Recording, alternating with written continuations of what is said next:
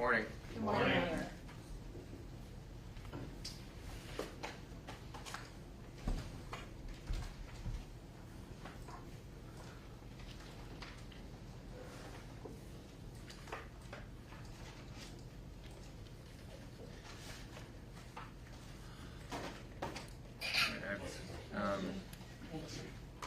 I've received two motions.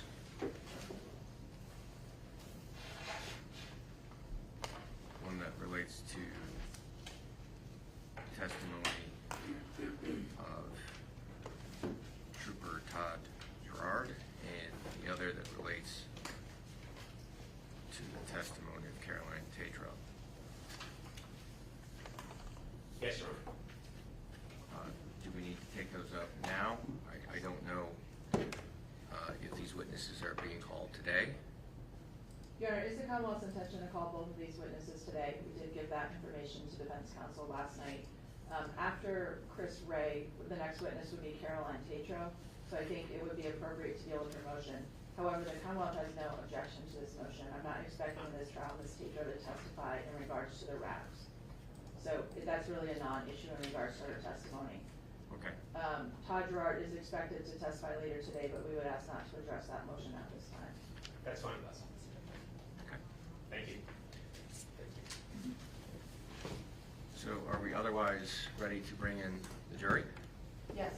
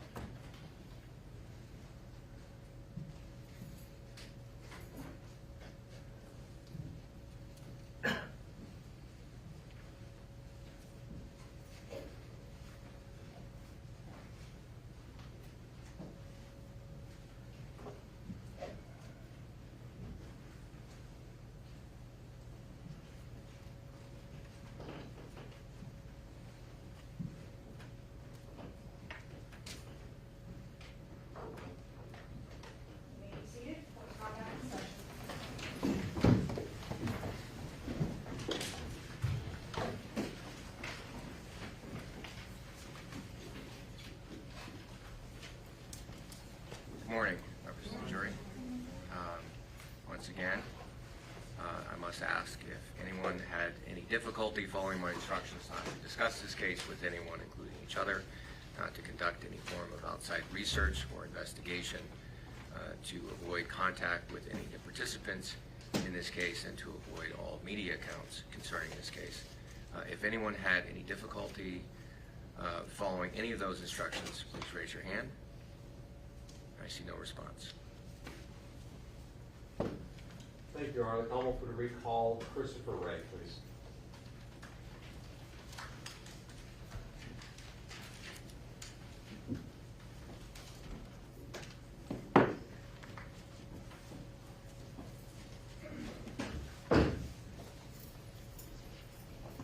You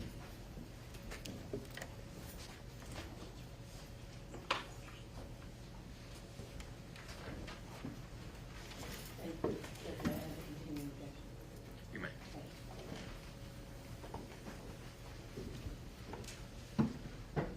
Good morning, sir.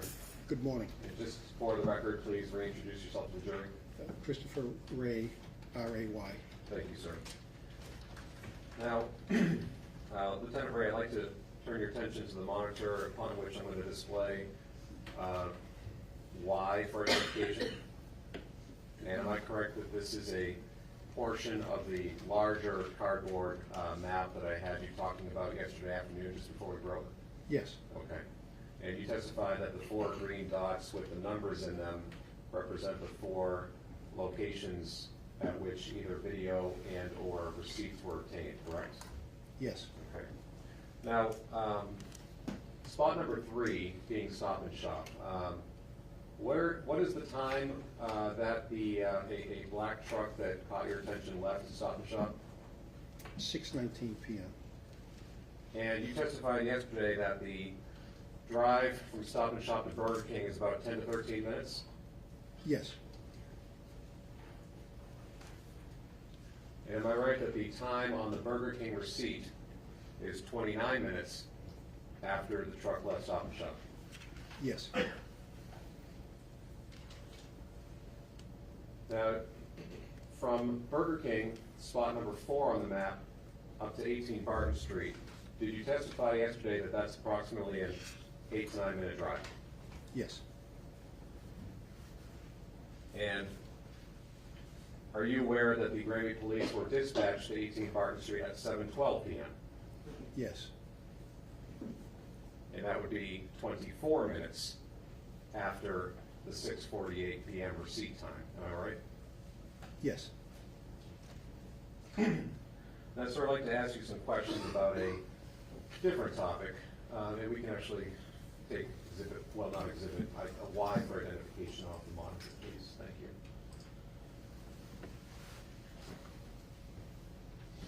Now, Lieutenant Ray, during the week of March 29th, and more specifically, I believe starting on perhaps March 31st, did you and your colleagues conduct searches of any particular areas for potential evidence in this case? Yes. And could you please describe for the jury what types of areas you searched? Types of areas we were searching were dumpsters located behind businesses, trash receptacles along businesses, along the route of travel that we were aware of in several different towns. And what towns in particular do you recall searching in?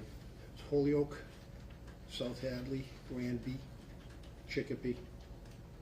And what types of areas or containers, so to speak, were you searching? Dumpsters. Okay. Did you also search at some point the Chicopee landfill? Yes. Can you estimate for us how many different locations you and your fellow colleagues on the search team searched? It's tough to estimate. There were a lot. Okay. Can you ballpark it? Objection, Your Honor. Well, I'm just asking you what you mean by a lot, if you're able to answer that. Over 50. And so I'd like to show you what was marked yesterday as exhibit number 94. And when you were out and about searching dumpsters in the landfill, am I right, you had already seen this photo, this video from the Stop and Shop on Lincoln Street? Yes. And you had seen what is depicted here in the bed of the truck, correct? Yes.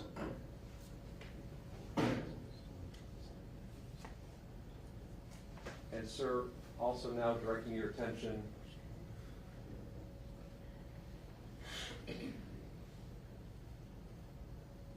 and sir, showing you what was marked earlier yesterday as exhibit number 95 and focusing on the right-hand lower corner.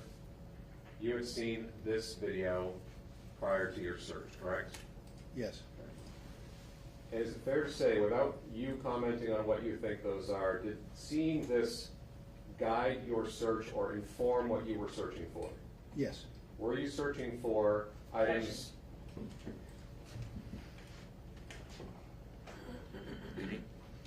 What's the objection? Yeah, well, meeting judge, and then the other objection from yesterday in terms of, the video or photograph. Okay, well, the question was, want to sustain the objection as to the form of the question?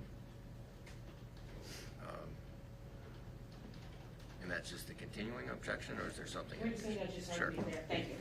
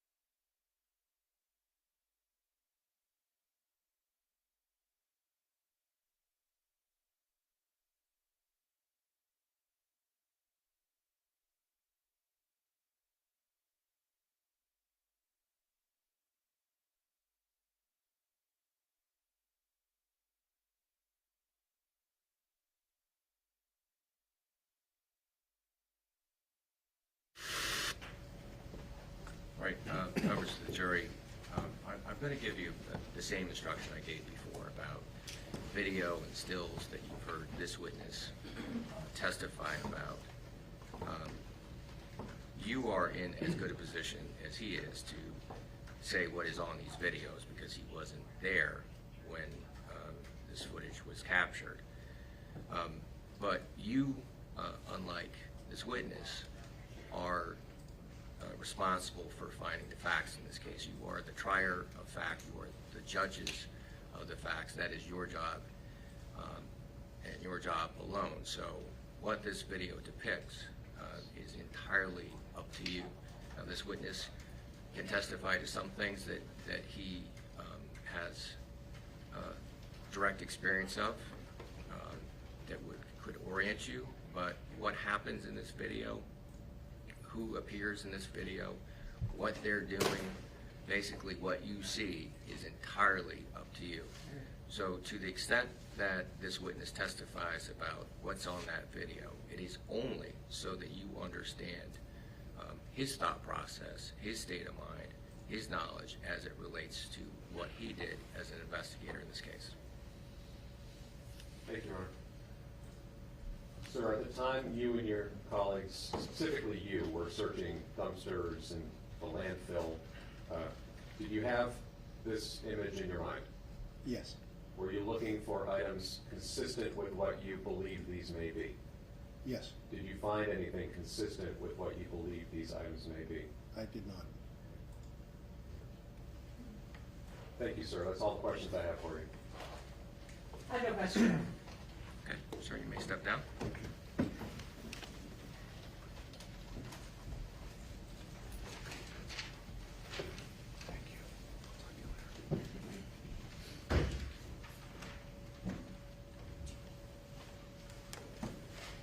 May I call the next witness, Your Honor?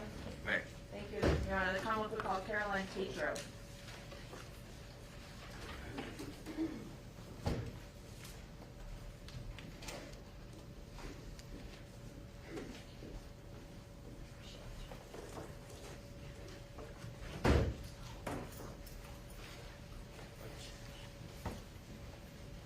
Do you solemnly swear or affirm that the evidence that you shall give to the court and jury in the case now in hearing shall be the truth, the whole truth, and nothing but the truth, so help you God, or do you so affirm?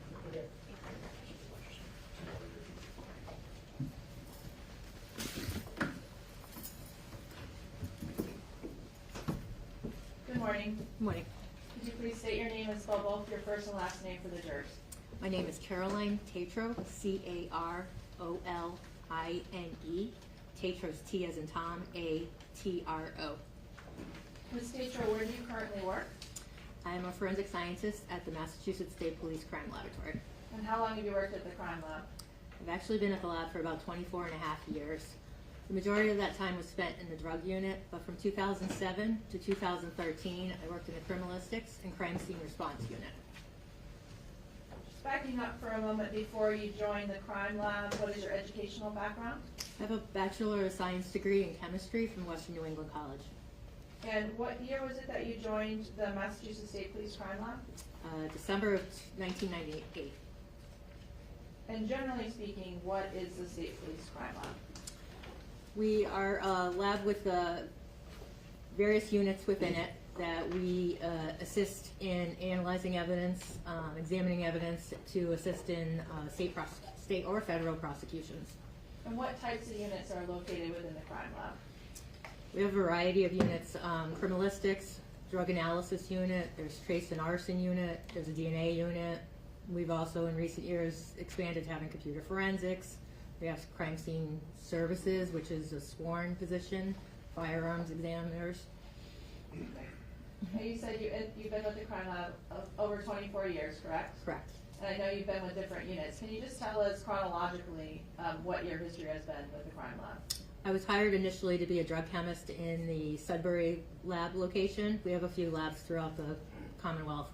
I was there until I switched to the criminalistics and crime scene response unit in 2007 in Springfield, Massachusetts. And you were there until 2013? Yes, correct. And where did you go after that? At that time, we opened a drug lab in the Springfield lab, and I applied to become the supervisor at that location. So that's where I've been since. Okay, so you've been a supervisor in the drug unit since 2013? Correct. Now, I want to go back to your time in the criminalistics and crime scene response unit, which I think you indicated was 2007 to 2013, correct? Yes. And what sort of training did you receive in order to do duties and responsibilities in those two units in particular? Before doing any work on any cases, you work under you have training modules, you have a training program you have to go through in each unit.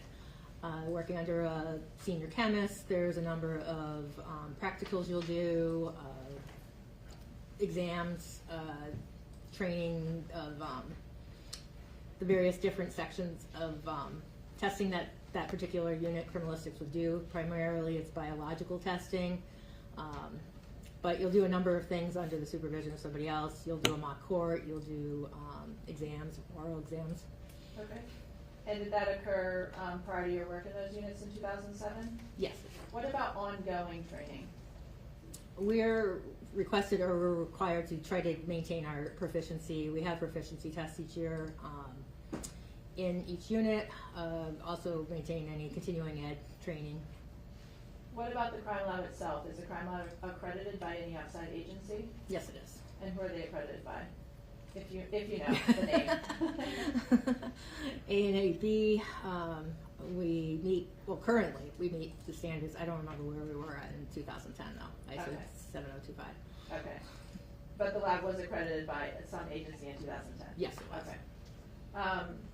I want to ask you specifically in regards to what type of cases you would respond to, as particularly in the crime scene response unit. So our crime scene response unit is divided up regionally. So in the western part of the state, there was a number of people that were on a call schedule.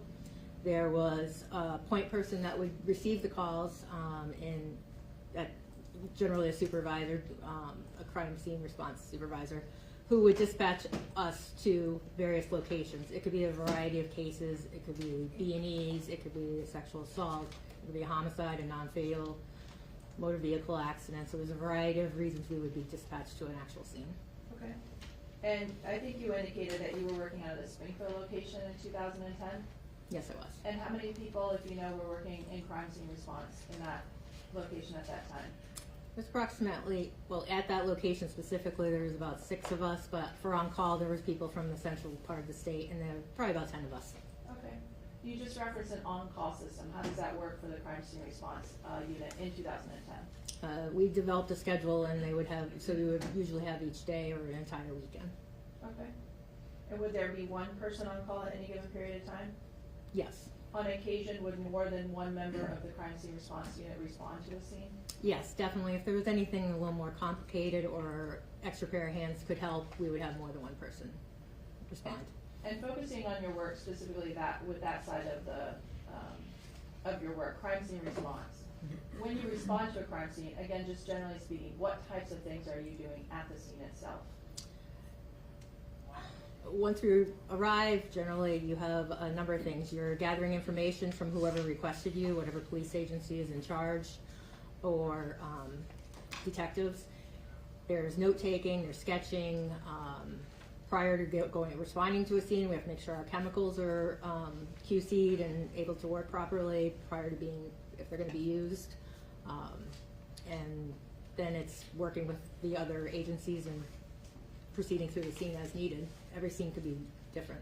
Okay. And you just use the word QC, that your chemicals are QC. What does that mean? We use a lot of color tests. So those, prior to going out to anywhere, we have to make sure we'll use a positive and a negative control and make sure it's going to work for what we're screening for at the scene. Okay. Do you do any testing, I think you're indicating at the scene itself, correct? Yes, we do. And what types of testing generally are available to you at the scene? The majority of our scenes, generally we're using orthotology tests, so OT tests. We're screening for the presence of blood. This is information that could be valuable when we go back to the lab and then for any further testing. Okay. And in terms of evidence collection, what role does the crime scene response unit have at a scene? We will collect evidence. This could be like the biological evidence or trace evidence, which could be hairs, paint. If there's a shooting involved, it could be gunshot residue. And actual items, we can bring them back to the lab and submit them to the lab for further testing. And can you just tell us, in terms of evidence collection or item collections at a scene, how do you go about doing that, and how do you go about documenting that? So when you're at a scene, you're drawing a sketch. Everything is going to be noted in some sort of handwritten notes. And if you are screening something for, say, example, blood, you're going to record that result, and then you'll decide if you're going to collect it. If you collect it, you're going to record what you're collecting and how you're collecting it. It goes into an envelope, and you'll mark it as the location, your initials and date, and any other identifying information. If it's trace evidence, you'd be collecting that also in some manner. There's different techniques for how you're collecting items. After you've completed the scene, you'll return to the laboratory and you will submit that electronically into our LIMS system that will document that custody from that point forward throughout the lab. You want to explain how we enter that? Sure. So everything will have one lab number. In this case, it was 104100. And then every time somebody would submit, you would have a submission number, and that first number is your first submission. It's 1-1, and then all your items that I submitted as a first submitter would be 1-1, 1-2, and it would continue on. As other information or other evidence gets submitted, it'll be 2-1, an additional submission. So it will carry on beyond that crime scene date. Okay. So at the time something enters the crime lab, it's given, everything is given its individual item number? Everything, yes, correct. Okay. So if there were 20 items, for instance, submitted by the first person making a submission to the lab, it would be 1-1 through 120? Yes, correct. Okay. And I think you indicated from the point of entry into the crime lab, it's tracked within the lab itself. Can you describe that? Yes, we have an electronic chain of custody, so if I'm submitting something or an external agency, that's documented as to who's arriving at the lab and who's submitting the item. And then when evidence is moved throughout the lab, it's tracked through barcodes, and we can maintain the chain of custody of it, and then when it gets returned to the agency.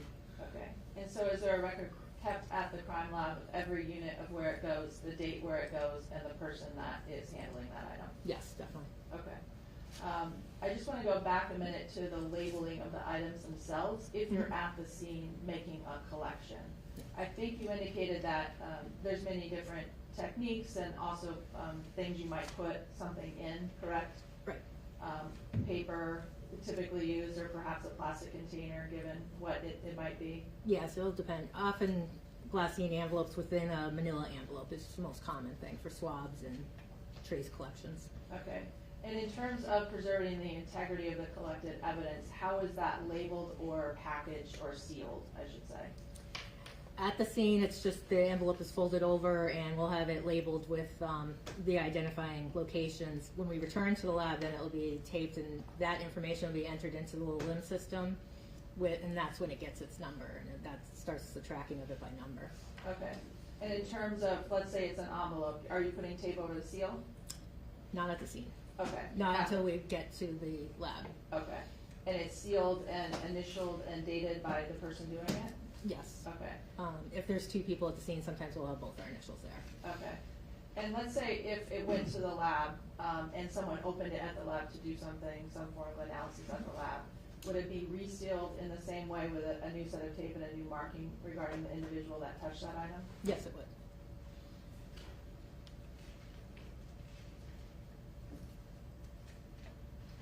Now, we've been speaking in terms of your role with the crime scene response unit.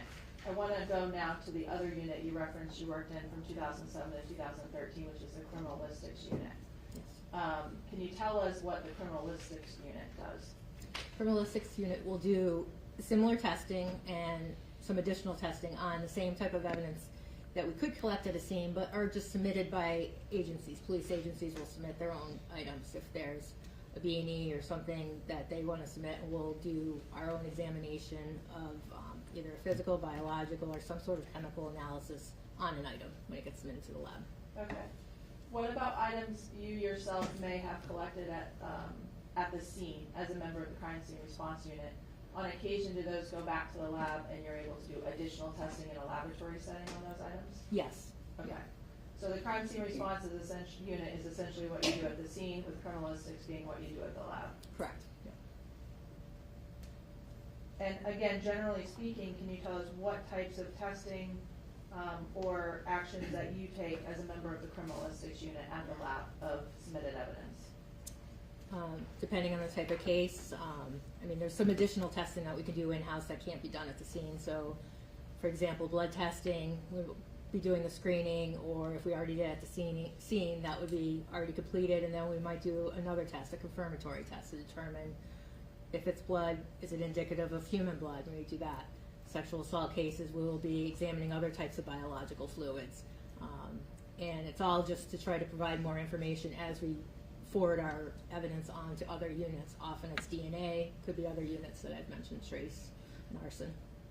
Is it typical that once something comes into the laboratory, the first unit that touches that item is typically a member of the criminalistics unit at the lab? Yes, for criminalistics evidence. I mean, we have an evidence control unit for external agencies that handle the evidence if it's not coming in through one of us as a crime scene responder, but yes, criminalistics. Sure. In terms of your role in the criminalistics unit, is part of your job to prep items to prepare them to go to another unit for someone in that unit to do their work? Correct, yes. Does that include potential DNA testing? Yes, definitely. And does that also include trace evidence testing? Yes.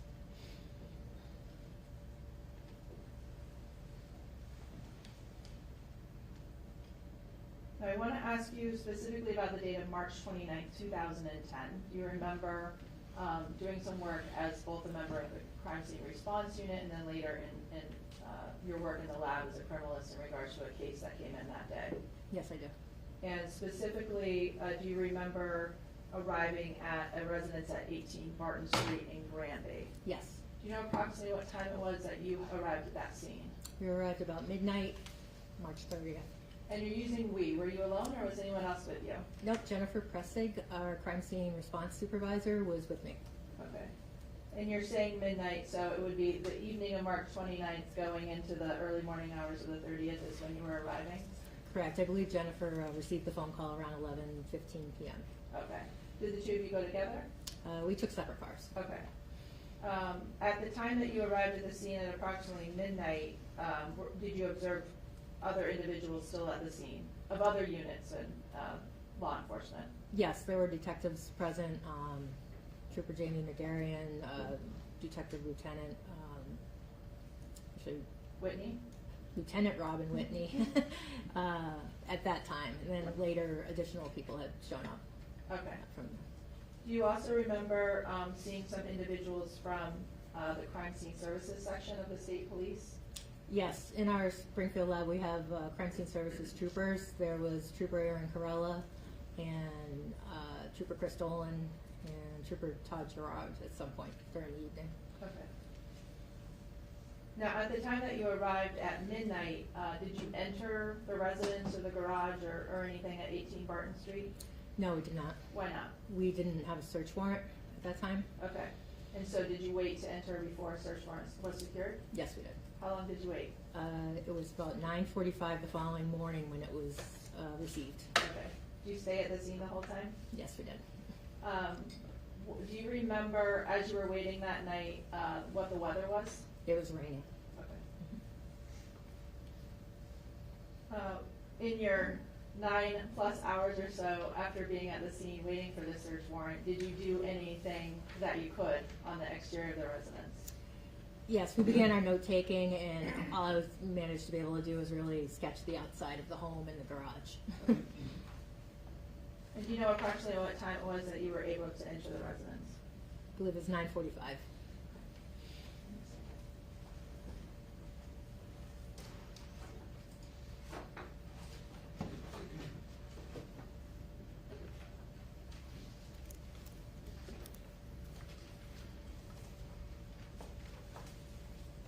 I just want to pull up what is marked as exhibit number 2. Do you recognize this? Yes, I do. What do you recognize it as? This is the house at 18 Barton Street. The two-car garage, the breezeway, the walkway, approaching the house. Okay.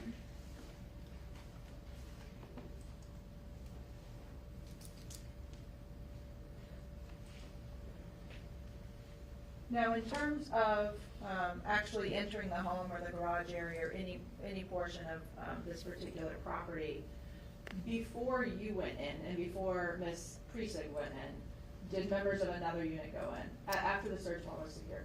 Yes, the scenes are always photographed and or videotaped prior to anyone else entering the scene, so our crime scene services troopers would have already had done that. And what is the reason that's done before you begin working? Just to document how the scene is as is at that time. Okay. Now, as you do your work at a scene, are additional photographs taken as the work is being completed as well? Yes, we will work with, in this case it was Trooper Aaron Corella, primarily taking photos of anything that we were considering of interest to collect or screen or test or retrieve with us at the scene. So there's some sort of documentation along the way. And I know you mentioned that Ms. Priestley was with you that day, correct? Yes. And was she your supervisor at that time? Yes, she was. Okay. And how is it that the two of you generally went about working together while you were in this scene? We decided to try to tag team where I was primarily doing the note-taking and the writing of the envelopes of the evidence we collected, and she was doing the hands-on actual testing at the scene. So were you together throughout your work? Yes. Okay.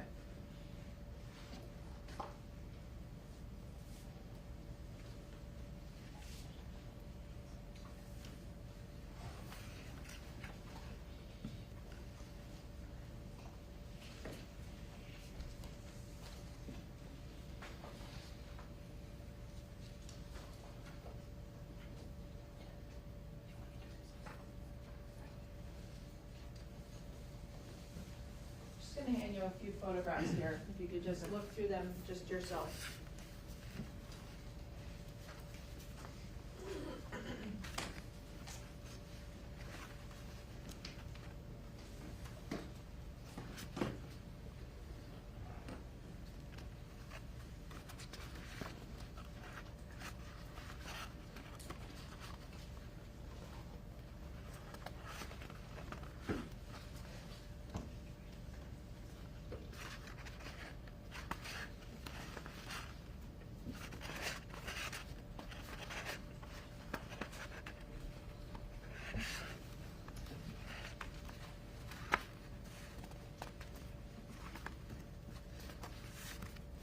Do you recognize those photographs? Yes, I do.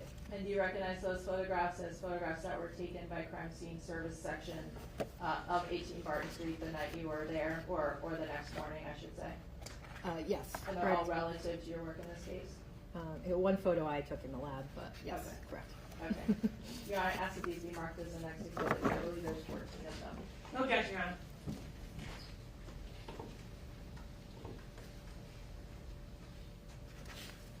(102 to 115).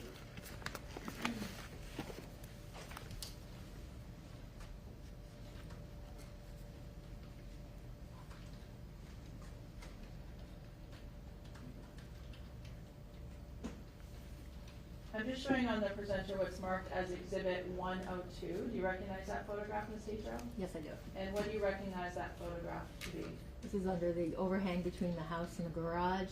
It was the first area that we approached, noting the shovel and the vehicle in the garage. Okay. And there's a pointer directly behind me propped up against that wall. If I could just ask you to stand and point out the shovel that you indicate you observed. Now, was the shovel in that location when you first observed it on the night or the early morning hours of the 30th? Yes, it was. Okay. And in terms of that shovel, did you do any testing at the scene regarding that particular item? Yes, we did. And specifically, what did you do? It was still raining at this time. It was kind of drizzling. We entered into the garage and we examined the entire shovel. Noted there was white residue at the tip of the shovel and some staining on the handle. so we did further testing in that area. Okay. Specifically in the handle area of the shovel, what type of testing did you do?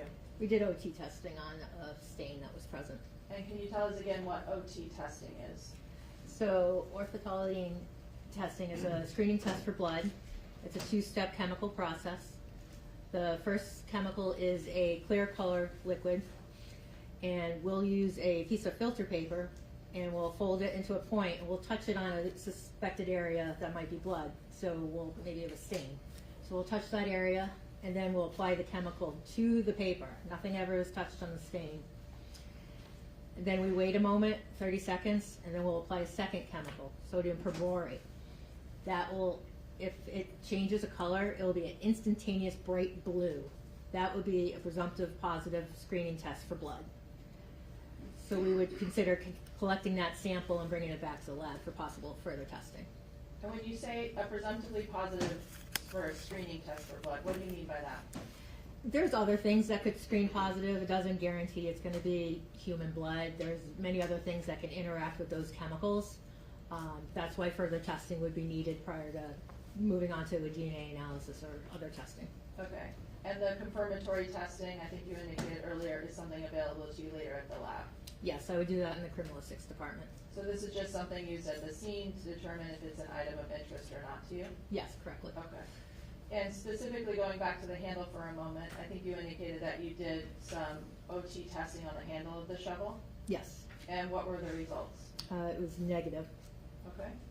Now in terms of the actual metal part of the shovel, the front and back, did you do any testing in regards to that item? Not so much testing, but we did end up collecting the white residue that we noted at the tip of the shovel.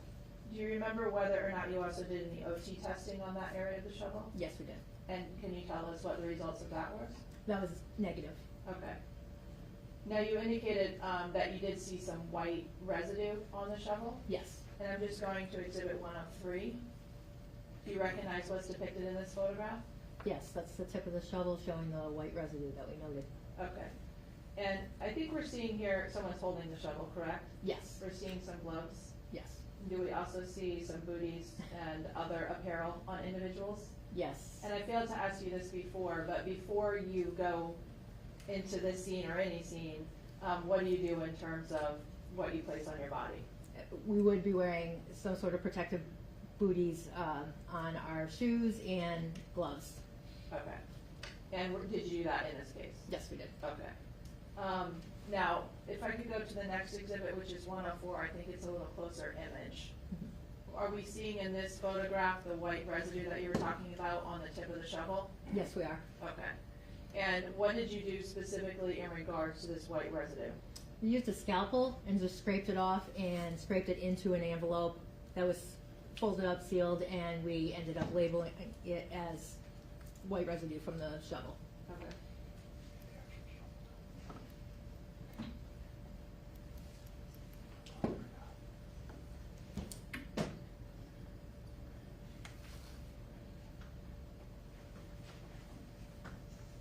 Now you indicated that you scraped it and put it into an envelope, correct? Yes. And was the intention for it to go to any particular unit at the crime lab? Yes, if there was going to be further testing, that would be most appropriate for it to go to our trace analysis unit. Okay. And ultimately, did you and Ms. Presig submit this item to the laboratory? Yes, we did. And do you know what item number it received? This was our first item, 1-1.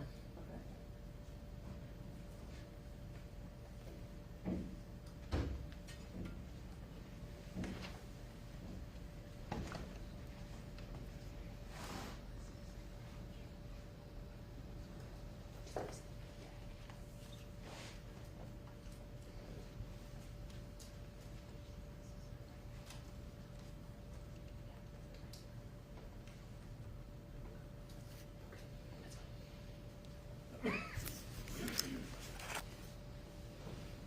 Stacia, I'm just showing you an item here. Do you recognize this? You can look at the tag if that's helpful. Yep. Yes, I recognize it. And what do you recognize this to be? This is the shovel that was submitted to the laboratory by Trooper Erin Corella in the second submission, and I examined it in the lab, or in the criminalistics unit. Okay. And the initial CT here and the date of April 8th, 2010, is that your handwriting? Yes, it is. With the number for this case 10-04-100? Yes. And this got item 2-1? 2-1, yes. Your Honor, I ask that this be admitted as the next exhibit. No objection, Your Honor. Exhibit number 116.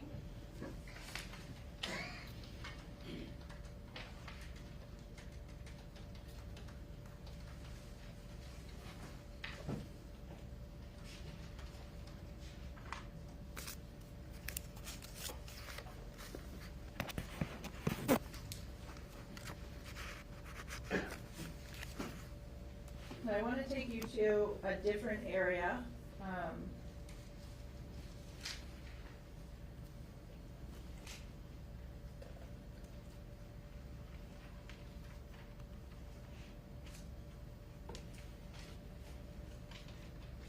Showing you what's been marked as exhibit number 3. Do you recognize what's depicted in this photograph? Yes. What do you recognize that to be? This is if you were standing looking at the garage, if you turned around, this is the entrance to the home under that same overhang area.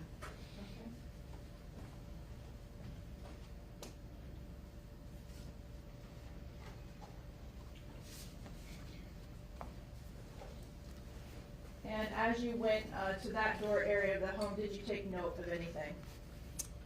Yes, we did. There were wood chips noted on the mat in front of the doorway. I'm showing you what's, I'll go here, what's been marked as exhibit 107. What do you see in this photograph? We noted there was wood chips on the mat and the threshold and on the doorway, the door threshold.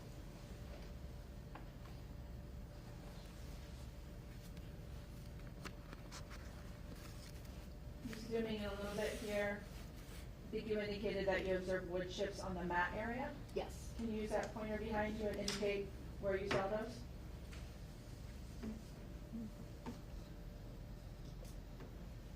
Okay, and I think you also said they were in the door area. I'm gonna go up on this photograph.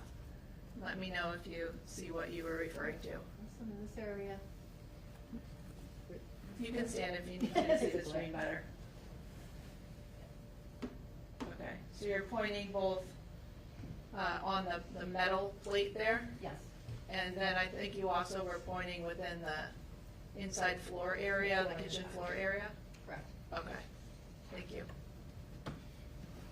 Now, in terms of those particular wood chips, did you take note of that and put those into your notes?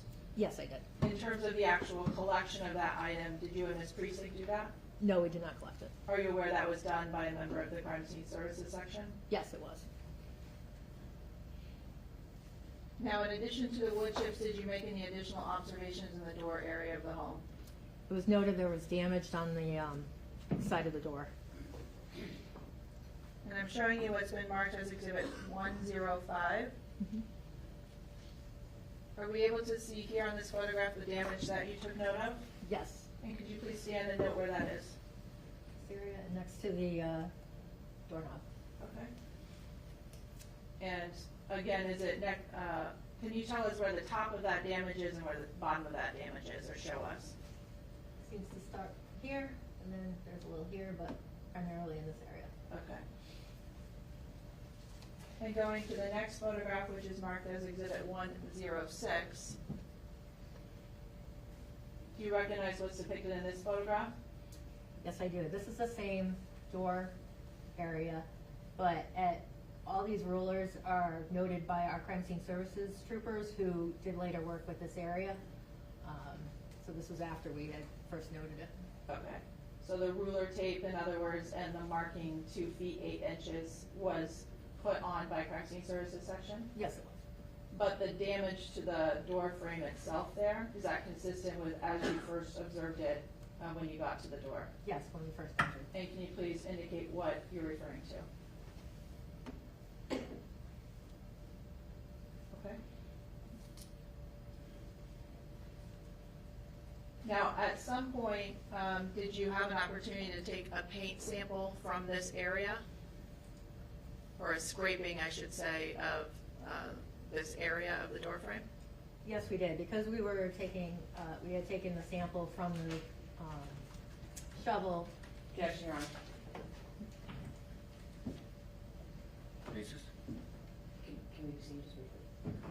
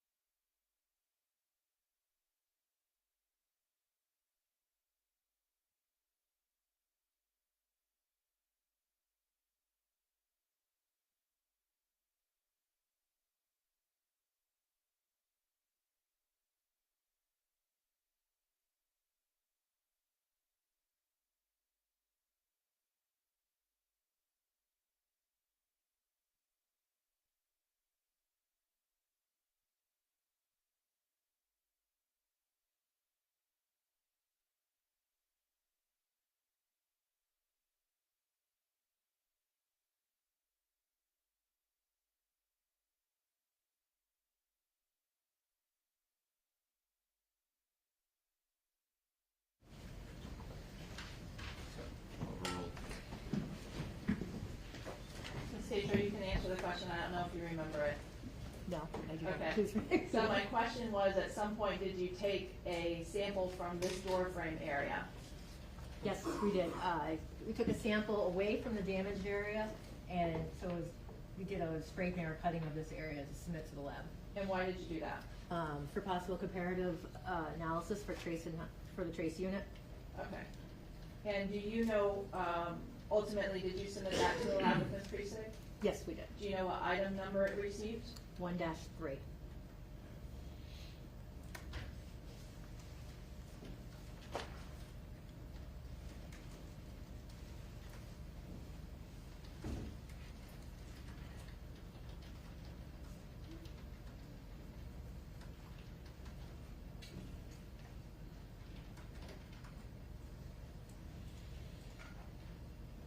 I want to show you what's been marked as exhibit number 5 in this case. Do you recognize what's depicted in this photograph? Yes, I do. What do you recognize that as? As you enter that doorway that we just viewed, this is the top of the stairs looking at the basement. And did you have an opportunity to go into the basement area of the home? Yes, we did. Now, as you were going into the basement, did you take note at that time or perhaps later of anything on the basement staircase walls themselves? Yes, we did. And what did you take note of? There were red-brown stains on both sides of the walls. I'm going to show you what's been marked as exhibit 108.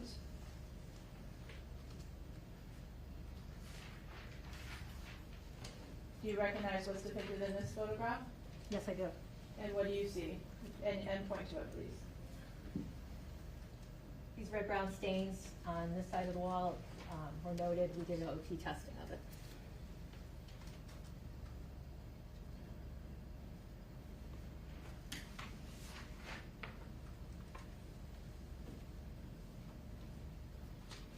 I'm just going to zoom in to what you just indicated. Is that what you were pointing at? Yes, And 3 sort of separate stains? stains, correct. Okay. And you said that they were red-brown. Yes. And what is, in terms of your work, what does a red-brown stain mean to you?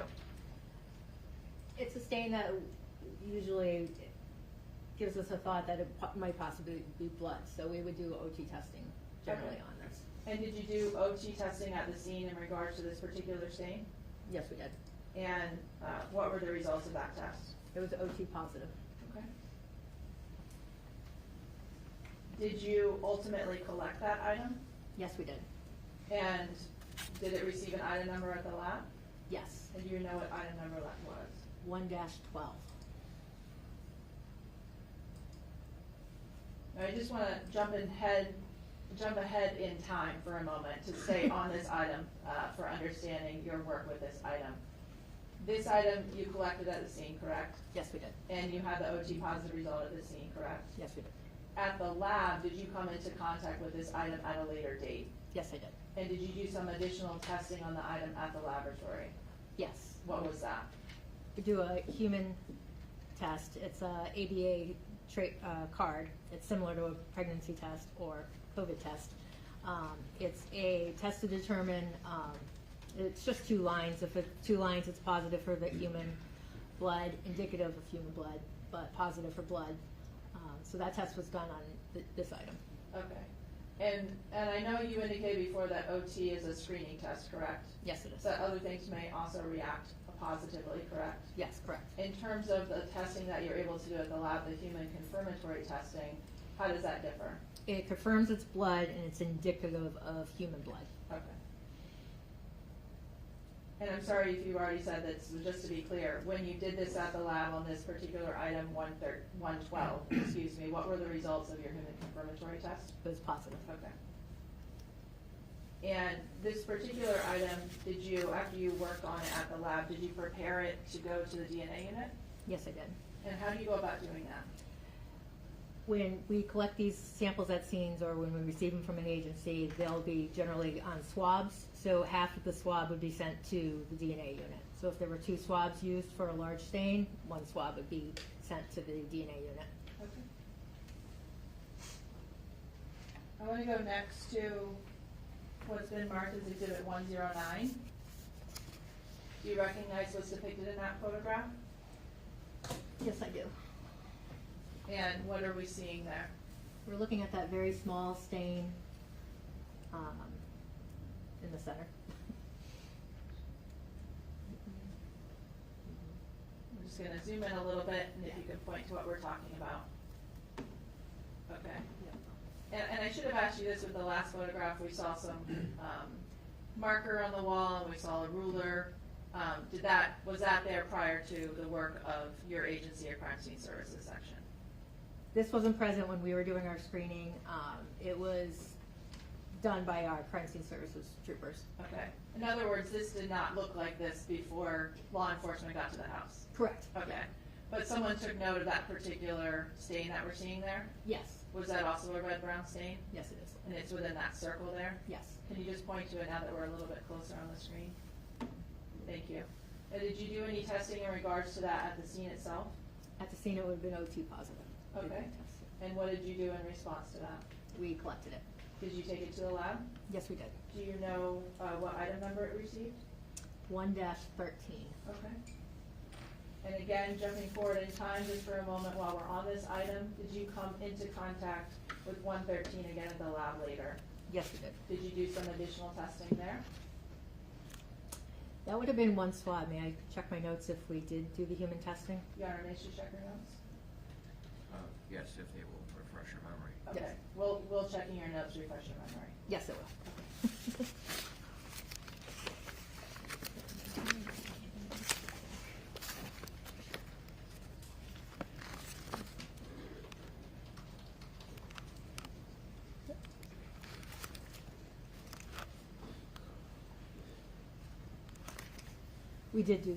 I did do human testing on that item.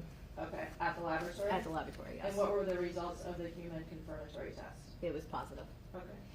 And did you prepare that also for DNA analysis? Yes, I did. I just want to go back a minute to Exhibit 108, which we just saw, which are the 3 stains there. Mhm. To have an understanding in terms of what side of the staircase these 2 are on. So looking first at item 108, those 3 red-brown stains. as you're walking down the stairs, what side of the stairwell is that on? This is the left side. Okay. And then going to 109, going down the stairs, what side of the staircase is this on? This is the right side, Okay, so different sides. correct. Okay.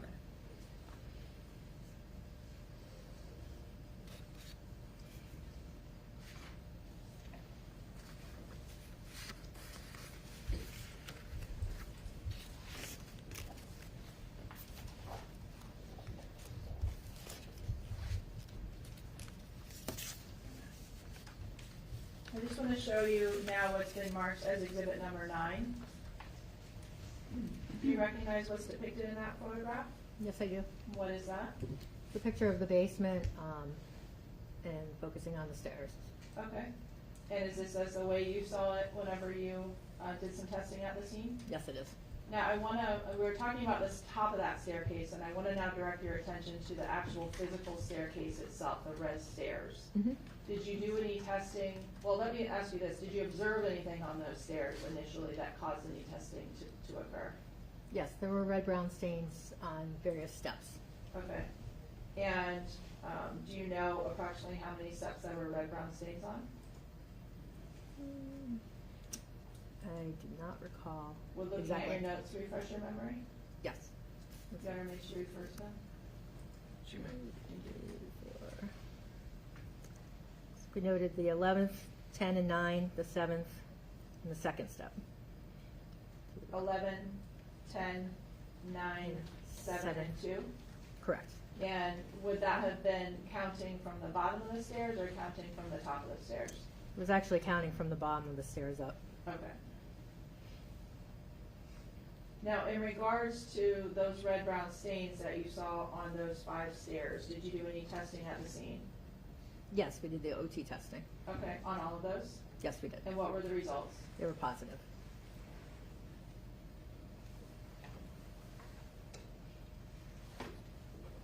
I want to zoom in on this particular exhibit, directing your attention to the bottom of that staircase.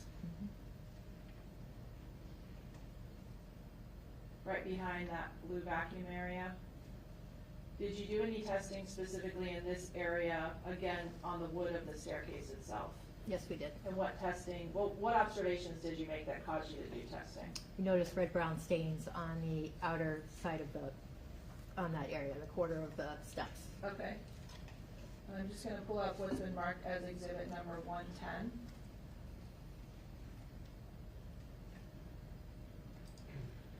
Do you recognize what's depicted in this photograph? Yes, it is. It's the area that we noted the red-brown stains. Could you please use a pointer and indicate what area you're speaking about? And for the record, it's this sort of the side of the staircase there, on the left side if you were at the basement stairs, Correct. or on the basement floor, I should say. Yeah. Okay. And did you apply the orthotology test to this area? Yes, we did. And what were the results? It was OT positive.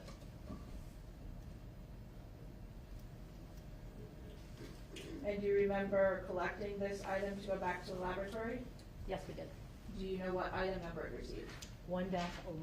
Okay. And again, jumping forward in time, did you come into contact with this item later at the lab yourself? Yes, we Did did. you do any additional testing? Yes, I did the human test, so it was positive for human, indicative of human blood, or positive for blood, indicative of human blood. I apologize. And did you prepare that for potential DNA testing? Yes, I did.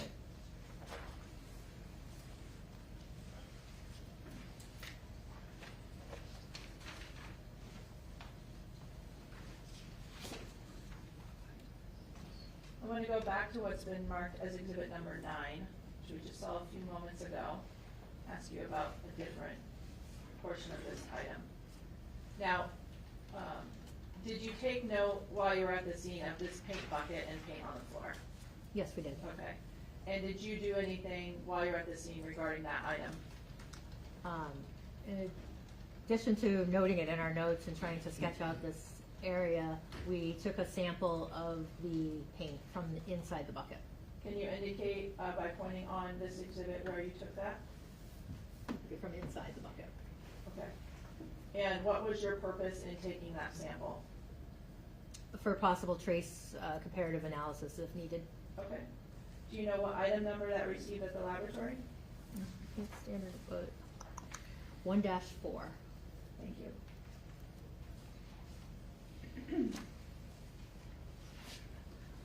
So just looking now again at Exhibit 9, if I could focus in on the rug area at the base of the stairs. Are we able to see sort of a tan creamish rug there? Yes.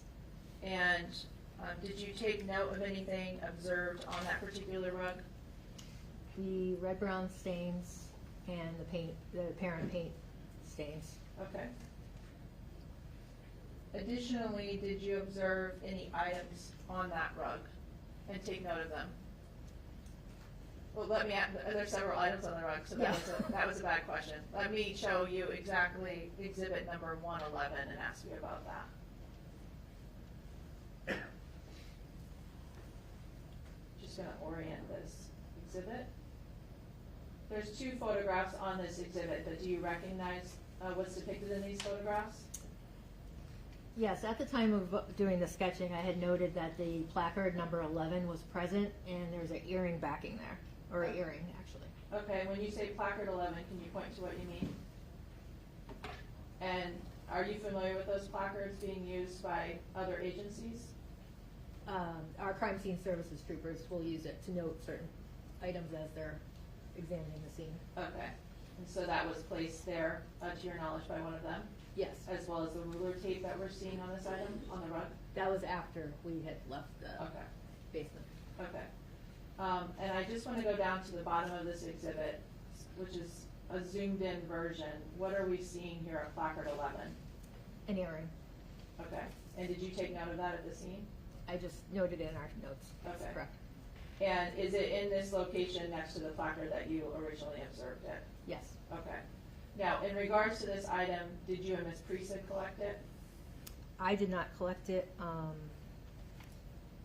Are you aware of it being collected by a member of Crime Scene Services section at a later date? I believe it did. I know it did come to the laboratory. Okay.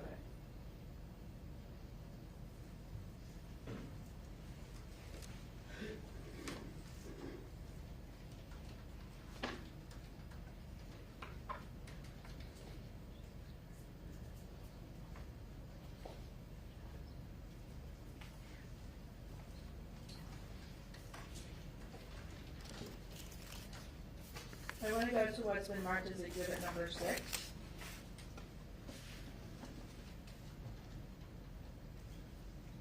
Do you recognize that generally as a photograph taken in the basement area? Yes, I do. And I want to zoom in and focus you on the area next to this yellow basket and red toolbox. Do you recognize that area? Yes, I do. And did you take note of anything in that particular area? Yes, we were noting the red-brown stains Okay, on the floor. okay. I'm going to take you to what's been marked as exhibit 112.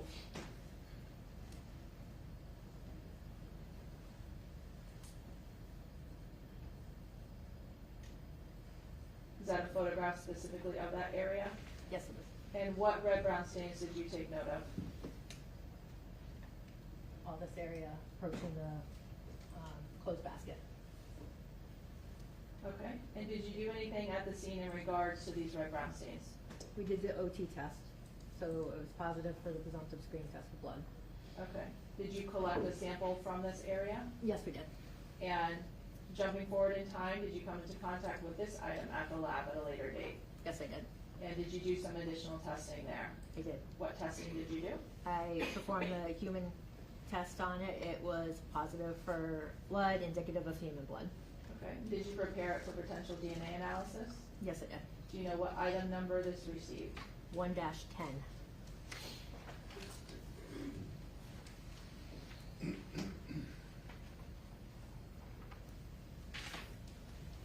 Now, I want to change to a different topic. Are you aware of, well, did you have an opportunity to make observations of the body of Annamarie Cochrane-Rintala while she was still at the scene as we've seen her in these photographs? Yes. And did you take note of any hairs on her body not attached to her body anymore? In other words, loose hairs? Yes, we did. And do you remember where on her body you took note of hairs? We noted hairs on her each hand, left and right hand, and on her chest. Okay. And did you do anything specifically in regards to those loose hairs? We collected each of them individually in an envelope, noting left and right hand and chest, and returned them to the laboratory. Okay, and so they were packaged separately? Packaged separately, yes, correct. Did they receive their own individual item numbers? Yes, they did. And if I can first ask you for the item number of the hairs that you located on Annamarie's right hand? Need to check. Right hand is 1-6. And what about the hairs found on her left hand at the scene? 1-7. And I believe you indicated hairs on her chest area. What Yes. item was that? 1-8. Okay. Now, you indicated that these were transported to the lab for later analysis. Correct. And specifically, what forms of analysis does the crime laboratory have as an option for hairs? And criminalistics will just do a overall classification of the hair and note whether it is suitable for possible DNA testing. DNA can do further testing on the item. Okay. And so you indicated that as a criminalist, you're able to classify the hairs? Yes. What do you mean by that? You want to note color, size, and if there is a root available that can determine what type of, if any, DNA testing could be completed on it. Okay.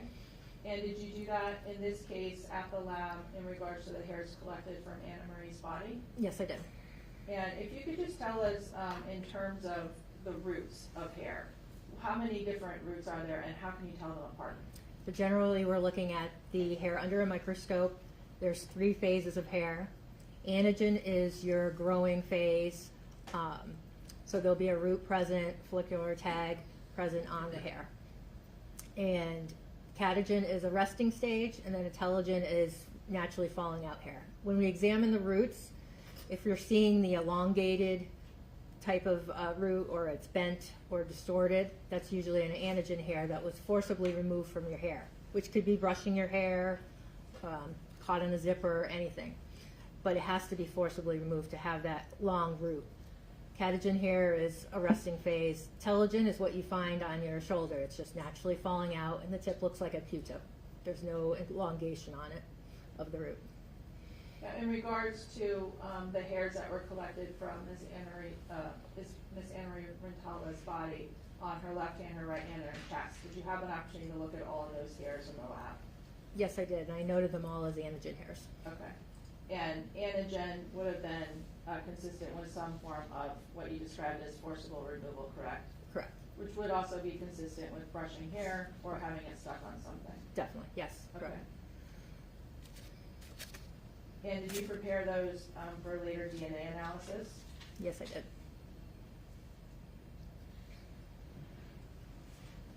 Now, in addition to the hairs that were taken from Annamarie at the scene, did your lab, and you in particular, come into possession of additional hairs taken from Annamarie Rintala's body later at autopsy? Yes. And specifically, where on her body did those items come from?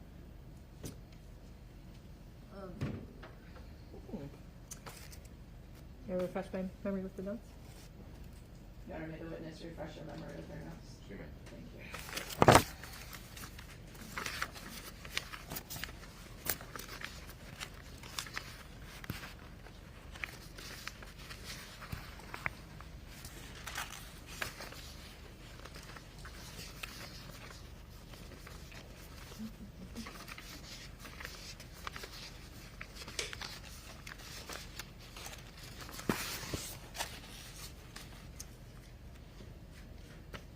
From her chin. Okay. And are you also aware of hairs being collected from an item of clothing that she was wearing, specifically her scrubs? Yes, the scrubs and trousers. And can you tell us what item numbers those received at the lab? The trace collection from the chin is 11-7. And from the scrub trousers were 11-8. Now, did you have the opportunity to look at these hairs in the lab the same as you did the previous hairs? Yes, I did. Specifically for purposes of classifying the root of those hairs? Yes. And tell us about your examination and the results. Both of them were noted as antigen hairs. Okay, consistent with the other types of hairs in terms of the root? Yes, correct. And did you prepare those also for potential DNA analysis? I did.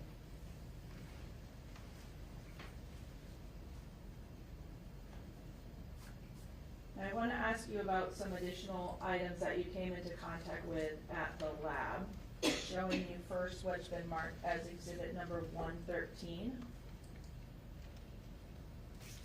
Do you recognize that item? Yes, I do. What do you recognize it to be? This is the black fleece that we received. It's the way this photo is taken. It's my photograph that I took in the lab at my lamp bench on May 9th, 2010. I noted the white apparent paint stains. Okay. Now, in terms of this particular item, how is it that you originally came into possession of it? We were given a bag of clothing, Jennifer Pressig and I, at the scene prior to leaving. That's why the item has a 1 dash, it's a submission 1 item. Okay, so it's part of the submission from you and Ms. Presig? Yes, that we brought to the lab from the scene. Okay. And you said it was part of items that you received at the scene, correct? Yes, I believe Granby Police Officer Detective Barbara Finn at the time. Okay. And did you receive multiple bags with individual pieces of clothing in them? Yes, we did. And this was one of them? Yes. Now, this particular photograph, I think you indicated, was taken at the crime lab? Yes, it was. Okay. And what are we seeing underneath the item? The ruler is always added to any of our photographs as a scale, the lab number 104100, and the start of the item number, and the date that I worked on it. In terms of the table itself that this is laid out on, is this a picture you took at your laboratory? Yes. Is there anything between the table and the black fleece? Yes, we always have butcher paper, clean butcher paper, and we change that in between every item that we test and clean our benches to protect our evidence integrity and ensure there's no contamination from any other items. Now, I think you indicated that when you examined this item at the lab, you did note some apparent paint stains on it, correct? White paint? Correct. Did you also take note of anything else? There were red-brown stains noted. Okay, did you do anything in regards to the red-brown stains? I did a screening test on it, but we did not collect any samples from it. Okay. And was it an OT test or human confirmatory, if you know? Both tests, so it was positive. Both were positive Yes. for the presence of blood? Yes. Now, just going back to the paint for a minute, I know you said you didn't collect the blood to go further, but what about the white paint? Did you do anything in regards to that? I did take a cutting. It's another way of collecting a piece of evidence instead of using swabs. So I took a cutting of the fabric where there was white paint or apparent white paint for possible trace comparative analysis. Okay. And do you know what item number that received? The actual cutting of the, Yes, the cutting of the paint area on the fleece. that would be one.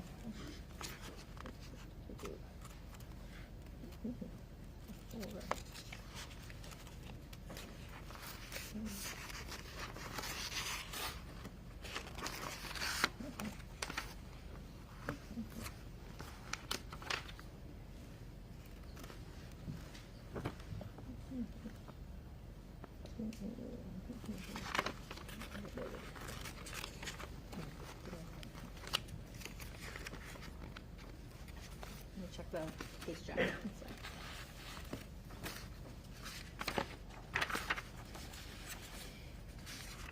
I know there were a number of submissions, so if I ask if it's 123, if you could refer to your notes to see if that's accurate.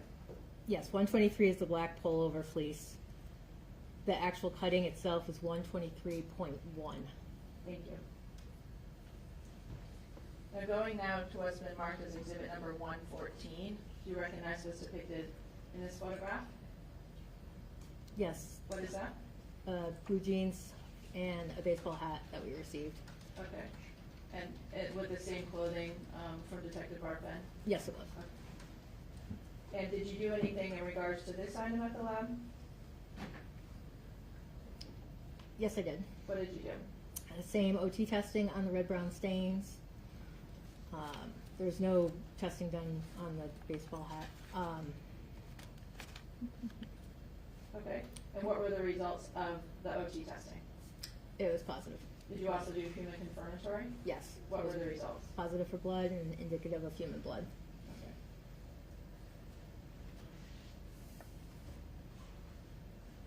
Now going to a different item of clothing. Do you remember coming into contact with item 9-5, described as the scrubs from Annamarie Cochrane-Rintala's body? Yes, I did. And did you do anything in terms of preparing a potential item from her scrubs for another unit? Yes, I did a cutting of the apparently white paint from the scrubs. Okay. For purposes of sending that to Trace? Yes. Now, you indicated the scrubs were 9-5, correct? Yes. And when you take a cutting, does that change the number at all? Yes. So anything removed, so these item numbers are like a parent item. So if I remove an item, cutting in this case, it would become that item number 9-5.1. Okay. And if there was a second thing taken from that same item, that would it be 9-5.2 and so forth and so forth? Yes, correct. Okay.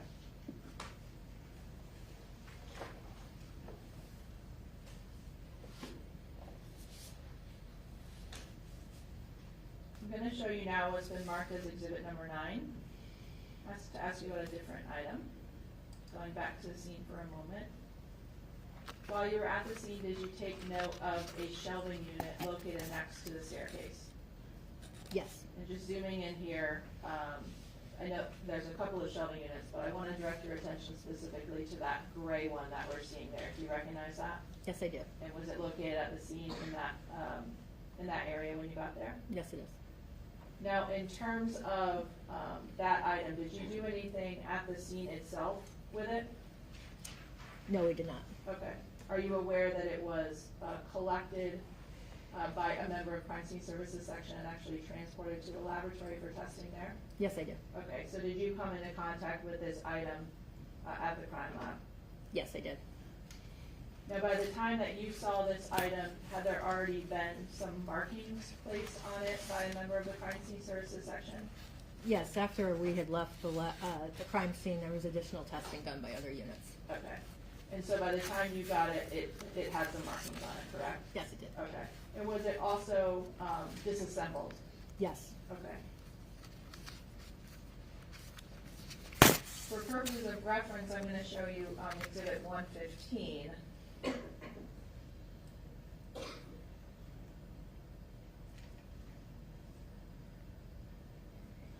Do you recognize this as a photograph that would have been taken while it was still at the scene with some markings on it? Yes. Okay. And do you recognize the tape and the markings as something you saw already done when it got to the lab? Yes. Now, looking specifically at some of the things that are circled there, did you do any testing at the laboratory regarding those circled spaces on the shelving unit? Yes, I did. What did you do? I did the OT testing for screening for blood. Okay. And on, did you specifically note 3 areas, Area A, Area B, and Area C? Yes. And were Area B and Area C negative? Yes, they were. And we're talking about the OT tests for screening tests for blood? Yes. Now, what about Area A? That was positive. And are you able to see on this item where Area A was that you tested at the lab? Yes, I did. Okay. Can you please point to it with your pointer?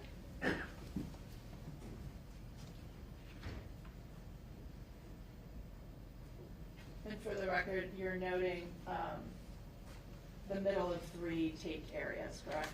Yes. Okay. Thank you. Now, in regards to the shelving unit and the items where you observed OT positive results, did you submit those to the DNA lab for potential further testing? Yes, I did.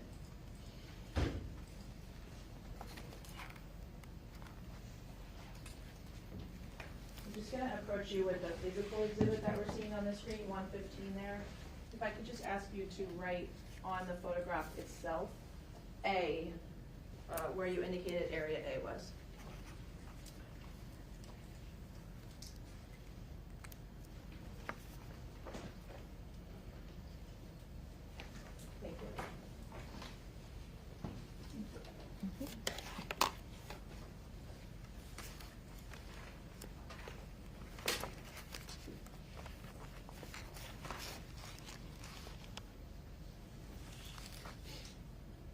point, did you have an opportunity to meet with an individual by the name of Cara Rintala for purposes of taking a DNA sample in this case? Yes, I did. And did you do that on November 21st, 2011? Yes, I did. Do you see the person that you met with, that you identified as Cara Rintala here in the courtroom today? Yes, I do. Can you please indicate where she's sitting and our clothing she's wearing? She's sitting to the right with a pink checkered shirt. Your may the record reflect she's identified the defendant? It will. And when you met with her, you were taking a DNA sample? Yes, I was. And how did you go about doing that? So how we collect a DNA standard is a cotton swab that rubs in the inside of your cheek.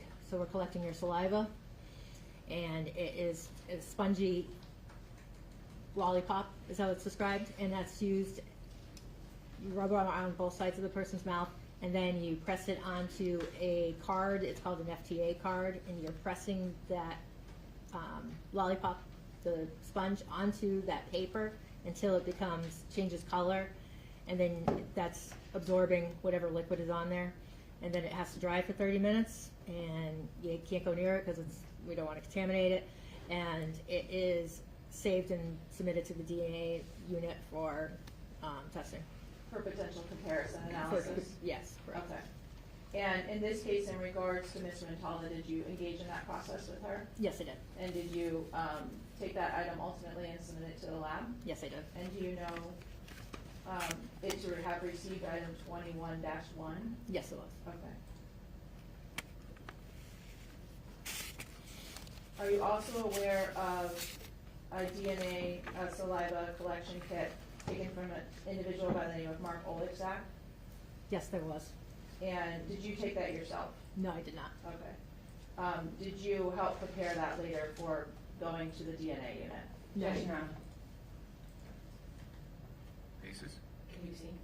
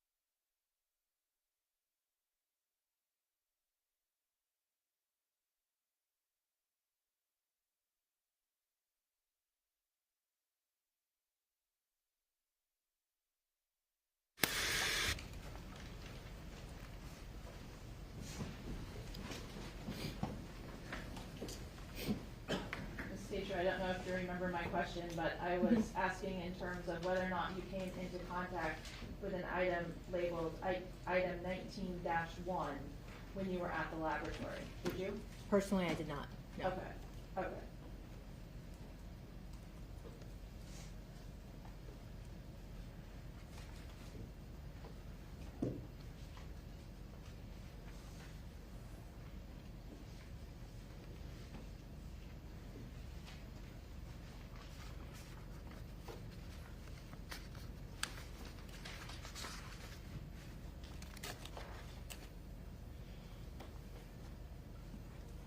just have one moment, Your Honor.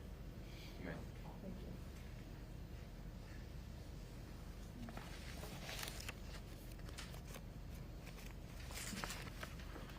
you. I want to ask you about an item labeled 8-1. Did you come into contact with that item at the lab? Yes, I did. And was that identified to you as a known blood standard of Annamarie Cochrane-Rintala? Yes, it was. And are you aware of that having been taken during her autopsy? Yes, it was. And was that done, to your knowledge, for purposes of potential DNA comparison? Yes, it was. Okay. And did you come into contact with that item at the lab? Yes, I did. And what did you do specifically in regards to that item? I documented and noted the test tube and the markings on it, and similar to the DNA standard, there's an FTA paper. I preserved a sample of the DNA standard for testing. Okay. Did you also come into contact with the lab with other items that were collected from Annamarie during the autopsy process? Yes, I did. And specifically, did you come into contact with item 8-2? Yes, I did. And what was that item? It's a sexual assault evidence collection kit. And was that collected at autopsy? Yes, it was. And are you familiar with those kits? Yes. Is it a standard kit? Yes, it is. And does it include many different forms of standard swabs that can be taken from a body? Yes, correct. Have you tested many of those kits in the past? In the criminalistic unit, yes, it's a large portion of our caseload. Okay. And particularly in regards to this particular sexual assault evidence collection kit taken from Annamarie, what forms of swabs did you obtain and test from that kit? They submitted vaginal swab. Yes, Your Honor. She didn't say she obtained it or Oh. tested it. What's the objection? The same objection we used to specify that. Overruled. You can answer the question. Could you repeat the question? Sure. What forms of swabs did you get at the lab that you did testing on from that kit? When we received the kit, we'll inventory the kit, and I received vaginal swabs, anorectal swabs, and oral swabs. And what forms of testing did you do in regards to those swabs? I did on the oral swabs because it was a red-brown stain on the swab. I did a presumptive test for blood, OT screening, and I also did sperm cell testing on all of them. On all of them? Yes. So just in regards to your testing for sperm cells on the vaginal swab, the anal and rectal swabs, and the oral swabs, what were the results? None detected. Okay. Now, in regards to the oral swabs, did you do some additional testing beyond sperm cells? Just the screening test for blood, the OT test. Okay, and what were the results of that? That was positive. Okay, and when you say oral swabs, just so we're clear on the record, are we talking about from the mouth? The swab should be collected from the mouth, yes. Okay. And I want to ask you about one last item. Did you come into contact with item 11-3 and 11-6? Yes, I did. And what were those items? Those were fingernail scrapings and cuttings of the right and left hand of the person. Okay, of Annamarie? Yes, correct. Rintala? Yes. Okay. And were those, to your knowledge, taken during the autopsy from the medical examiner's office? Yes, they were. Did you do any testing yourself at the lab in regards to those items? Yes, I noted there were red-brown flakes, so I had done orthotolidine test and OT test on that. And I also had done the human blood test, determined it was positive for blood, indicative of human blood. Okay, and when you examined those fingernail clippings and scrapings and did the OT test, what were the results of that? They were positive. And what about the confirmatory human blood tests? What were the results? It was positive for human blood, indicative of human blood. Okay. And did you do anything in regards to those potentially going to another unit? Yes, those items were preserved and forwarded to the DNA unit. Okay.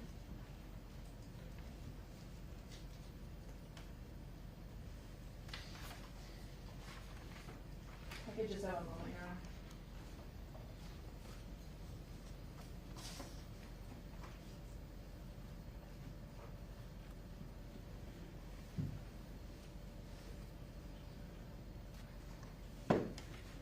I have no further questions.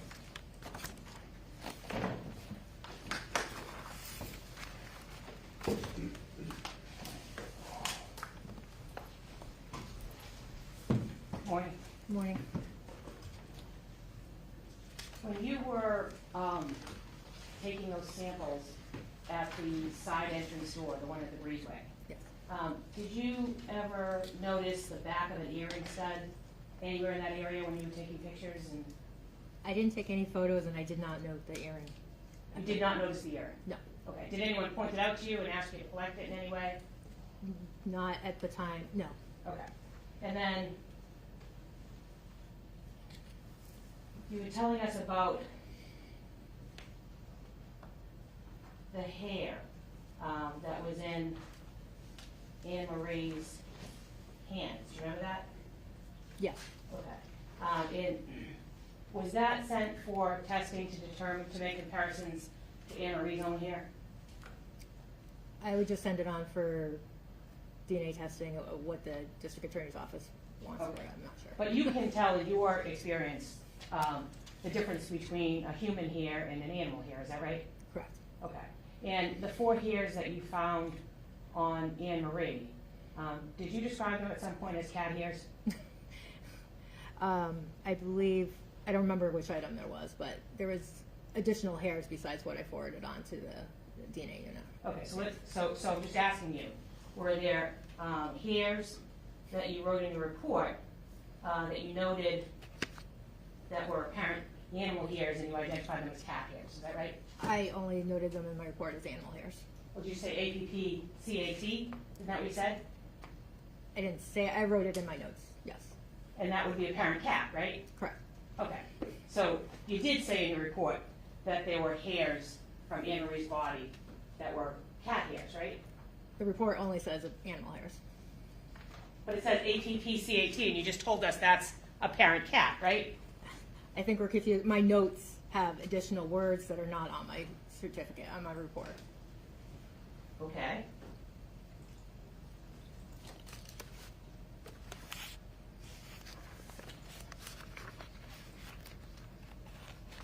And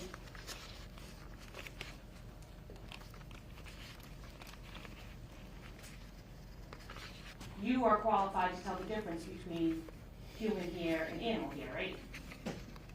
Yes, Okay. And you remember testifying previously, right? yes I do.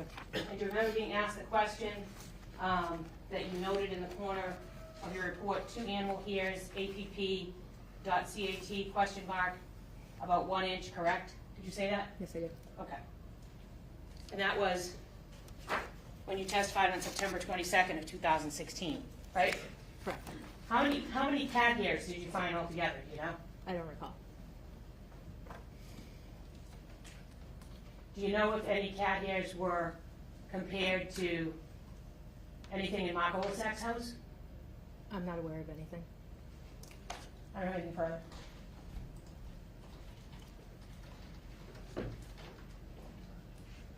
We just have one moment, Your Honor.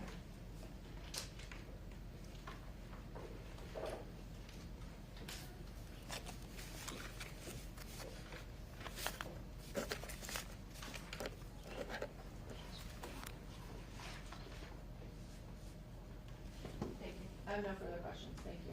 All right, you may step down.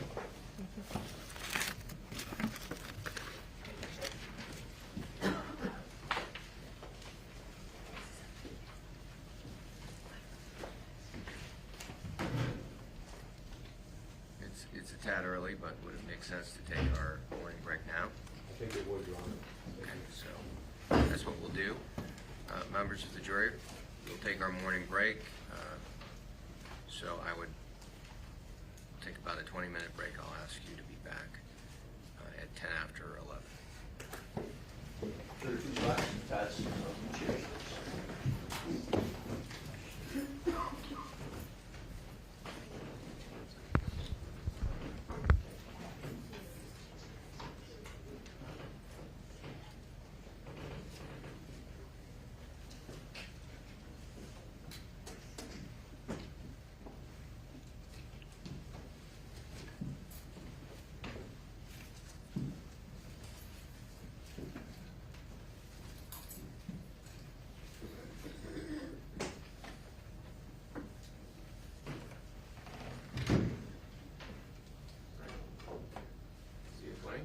Thank you, Your Honor.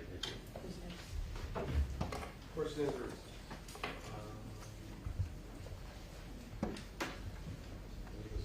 Okay. All right.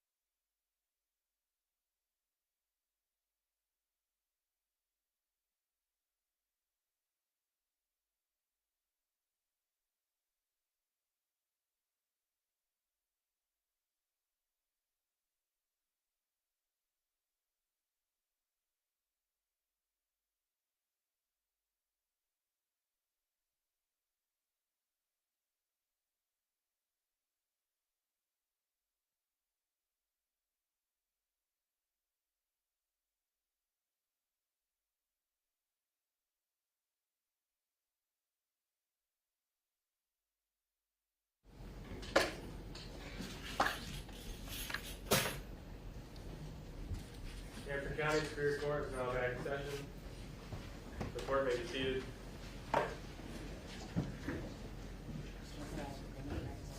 Yes, Your Honor, if we may. Before the jury comes in, the next witness is Erin Carella. She should be a rather brief witness, after which we'll be calling Todd Gerard. He's the subject of a motion that was filed just this morning. In conversations with attorneys from PGO and the defense, I believe we have an understanding and an agreement on that motion that Trooper Gerard will not be asked to opine whether or not this scene was consistent with a break-in, and he will not be asked to opine as to whether or not the side door to the house, which we have here in the courtroom, was open or closed at a particular moment in time. So absent those opinions, my understanding is the defense is otherwise not objecting to his testimony. If any disagreement arises during his testimony, we'll address it at sidebar. That's correct, Judge. And I've looked at the exhibits that the Commonwealth intends to introduce, and I don't have any objection, I think that they're not. Okay. So based on what the Commonwealth represented, they weren't going to elicit. I don't think there's any need to go forward with that motion. I think it's resolved. We just want to report that. Okay, thank you. Sure.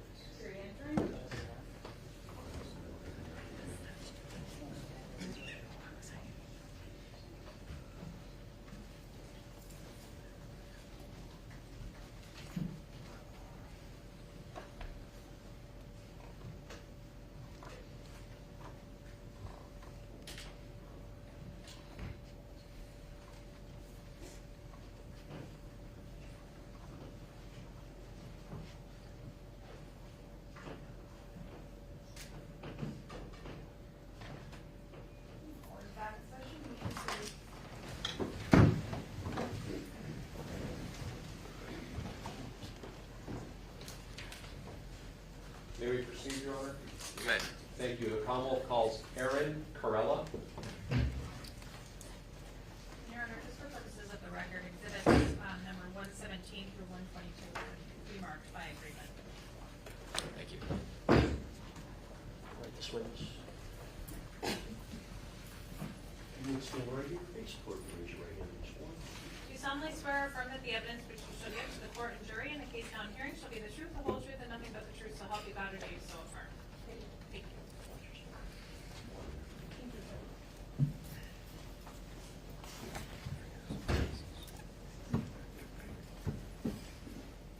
May I, Your Honor?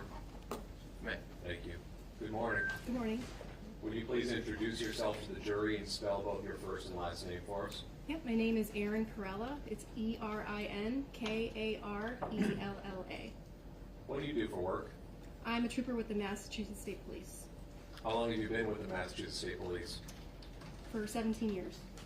Could you please describe for the jury what your various assignments and duties have consisted of during those 17 years? When I first started, I was assigned to the Cheshire Barracks for 2 years, and then I transferred to the Crime Scene Services section out of Springfield.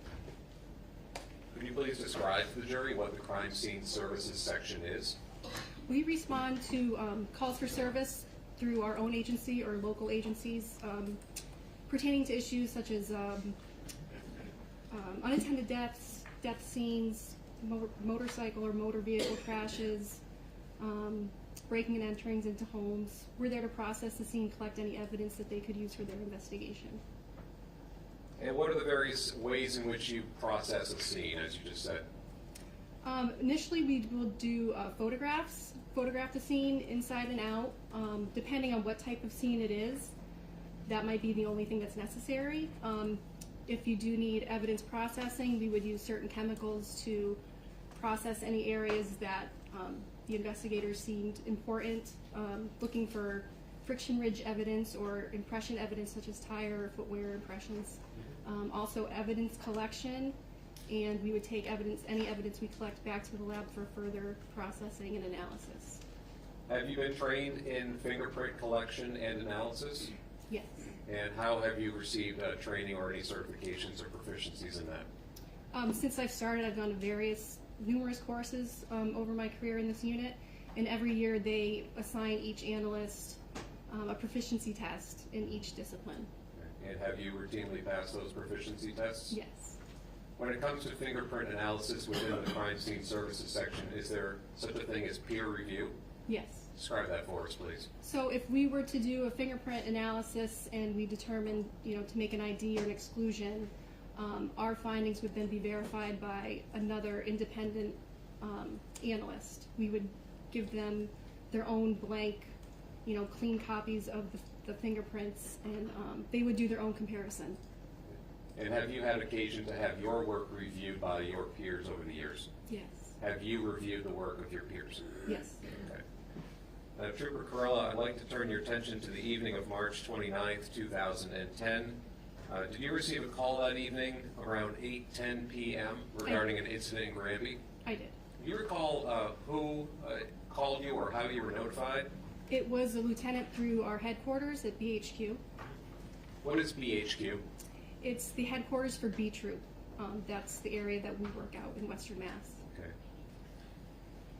So, in response to getting notified around 8:10 p.m. that there was some incident in Granby that needed your attention, what did you do? I responded to the scene. Were you on call or were you working that night? I was on call that night, and I was just coming from another call. So when you arrived on scene in Granby, could you please give the jury a sense of what was happening and who was there? When I first pulled up, it was a pretty busy scene, but I do remember first speaking to the Granby Police Department that were on scene. There were other detectives and investigators in the driveway, and I just went up and spoke to them just to get an idea of what was going on in the residence. At some point, was a decision made, did you participate in a decision to take a preliminary first round of photographs that evening? Yes. Okay. And what was your purpose in taking photos right that evening? Right at that time, just to document the scene as is. As soon as I got there, try to document the scene as is before anything was possibly moved or accidentally moved during examination of the home. Okay. Before entering that, well, let me ask you this. Did you at some point enter the home that evening? I did. Did you take any sort of precautionary measures or contamination reduction measures? I did. I wore booties on my feet and I wore gloves. Now, am I right that you started taking photos that evening at or about 9:18 p.m.? Yes. So any photos that we may see that you took that night are 2+ hours after first responders got there. Is that your understanding? Yes. Okay. So, for example, if I could pull up exhibit number 3 in this case, it'll be on the screen to your left. You recognize this as the side or breezeway entrance door to 18 Martin Street? Yes. And that's a photo that you took that night, correct? Correct. Okay. And same with exhibit number 4? This would have been also from your photo reel that night? Yes. Okay. And just moving along through a couple more photos, exhibit number 5? Yes. And exhibit number 6? Yes. Okay. And now at this point, I'd like to show you what has been marked just this morning, in fact, as exhibit number 117. And directing your attention to just outside that side breezeway door that you saw a moment ago. Do you recognize, this is sort of a split screen of 2 separate photos combined into one. Do you recognize these photos? I do. Okay, and I'd like to focus in first on the upper half of exhibit number 117. Could you please orient the jury to where this photo was taken? So this was that side door that we were looking at previously. This was the doormat right beneath the door on that side door to the residence. Okay. And now if we can hone in on the right-hand side of this photo, do you see an area where there's a thin red circle? Yes. Okay, and what is inside of that circle? That was an earring backing. Okay. So on the evening you got there, March 29th, you observed a single earring backing to the right of the doormat, am I right? Yes. Okay. And now, if we can shift down to the lower half Exhibit 117. Would this be a different photo of that earring backing? Yes. And if you could please point out, using the pointer that's behind you to the left, where in this photo we're seeing that earring backing? Okay. And you're pointing to the rightmost side of the picture, correct? Correct. All right, thank you.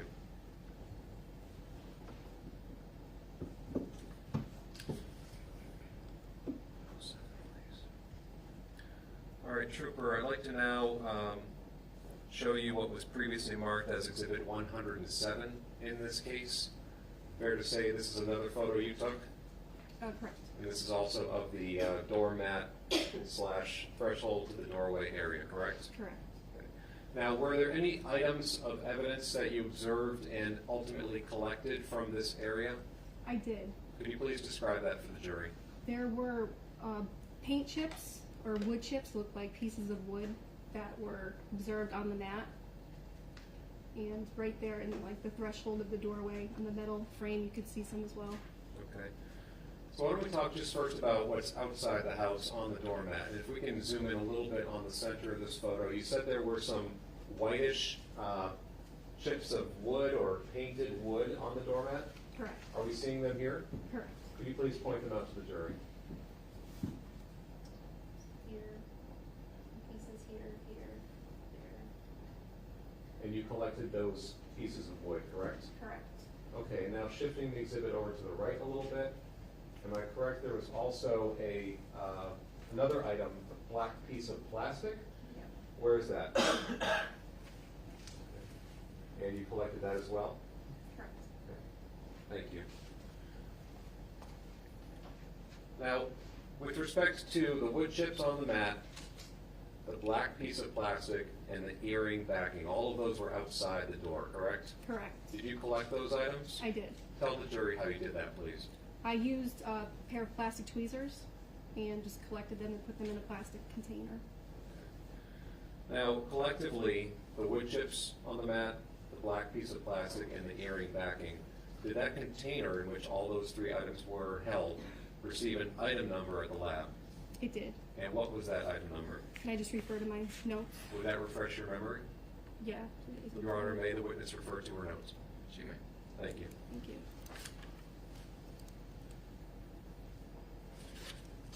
So that was assigned item number 2-2.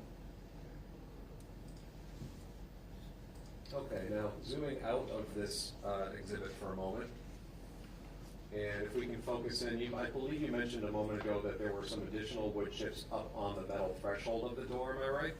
Correct. And could you please point out where in this photo those are? Okay, you're pointing to the upper right-hand corner. Mm-hmm. All right, let's zoom in on that now.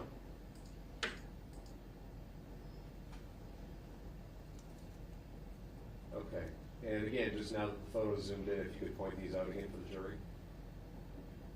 All right. And is that even one just up above on the tile, perhaps inside the house? Yes. Now, did this area of wood chips also get collected by you? Yes. A similar process to what you described a moment ago? Yes. And did that collection of wood chips also get submitted to the crime lab for analysis? It did. And do you recall what item number that was assigned? That was assigned item number 2-3. Great, thank you.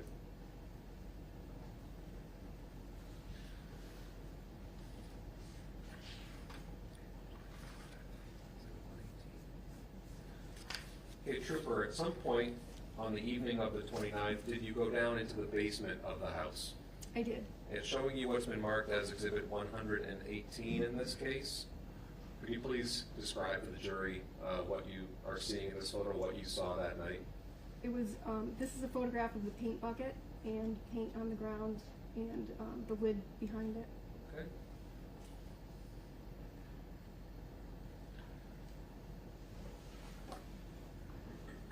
And Trooper, moving on now to Exhibit 119. What are we seeing here in relation to what we just saw a moment ago? So this is a red-brown stain that was on the floor next to the paint lid. Okay. And if we could just shift back a moment to 118, If you could just point out the lid so that we know which area we're talking about in the next exhibit, just so we're clear. Right here. Okay, so the lid is to the left of the bucket Yep. and underneath the bucket? Yes. Great. Now going back to 119, this is a close-up of that area you just pointed out, correct? Correct. And where is the actual paint bucket itself in this photo? So the paint bucket will be over to the right. Partially resting atop the lid? Correct. Okay. Now, when you were in the basement that evening and you saw this red-brown stain on the cement floor, what did you notice about it? That it looked like it possibly extended underneath the lid. Did you take any steps to document what may be underneath the lid? We did. Okay, and was that lid lifted at some point? It was. And did you take an additional photo? I did. Showing you the next exhibit, 120. What do we see here? So this is, once the lid has been lifted, you can see that the red-brown stain extends beyond what we were able to see before. Thank you very much. Now, am I correct that that evening, the actual paint bucket itself was collected as evidence? It was. And do you recall which item number the paint bucket received when it was logged in at the crime lab? The paint bucket received item 2-8. I'm sorry, the paint bucket received item 2-7. Okay, so the bucket itself is 2-7. Correct. And was the lid itself collected as a separate piece of evidence? It was. What item number did that receive? That received item 2-8. Now, we've heard a little testimony this morning about the item numbers and the way item numbers are assigned to pieces of evidence. The first number indicates what submission it was to the crime lab. Correct. Okay, so by virtue of the fact that these are items 2-7, 2-8, this is the second submission, the second batch of evidence being submitted to the lab, correct? Correct. And is that a batch that you submitted? Yes. Okay. Now, am I correct that this first preliminary round of photos that you took that evening, that wrapped up around 11:40 p.m., just prior to midnight? Yes. Do you have an estimate, or do you have any memory of approximately how many photos you took during that first batch that night? I don't recall exactly. I would say, probably 100, at least 100. Now, I understand there was some downtime after that, fair to say? Yes. And why was that? We were awaiting a search warrant to be written. Do you recall approximately what time that search warrant arrived back at the house and you could resume processing the scene? It was sometime in the morning hours. At some point, did you have the opportunity to observe a Ford Sport Track vehicle parked inside the garage to the home? I did. Trooper, on the screen to your left in a moment, you'll see what's first been marked as Exhibit 64 in this case. And is that the vehicle that you observed inside the garage? That is. And Exhibit number 65 being a side view? Yes. Did you have the opportunity to observe what was inside the truck and take some photographs inside the passenger compartment? I did. Showing you first what's been marked as Exhibit 122 in this case. Please describe to the jury what we're seeing here. So this is just a photo from the passenger side, the front passenger side of the vehicle looking in. Just showed some bags on the floor in the passenger seat and something on the console. Okay. And did you later come to learn that that item on the center console was some macaroni and cheese? I did. And on the front passenger seat appear to be some groceries? Yes. And during your search of this area, did you discover a receipt from Stop and Shop? We did. Okay. And now if I could shift to exhibit number 121, going backwards a little bit. What are we seeing here? So this was the rear of the vehicle, and this was just a photo of, there was another bag on the floor that we photographed. Am I correct that in addition to the Stop and Shop receipt, there was also a receipt from the Gap at the Holyoke Mall? Yes. As well as a receipt from the Children's Place at the Holyoke Mall? Correct.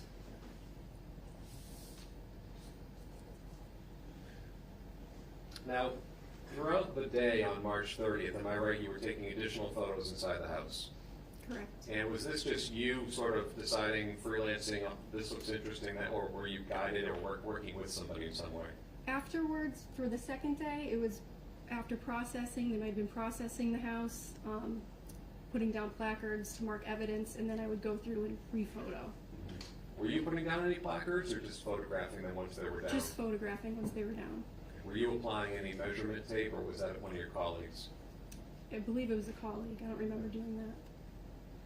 Do you recall Trooper Chris Dolan also being at the scene on March 30th? Yes, Are you familiar with Trooper Dolan? I am. What was his role? What was he doing on the 30th as you were photographing?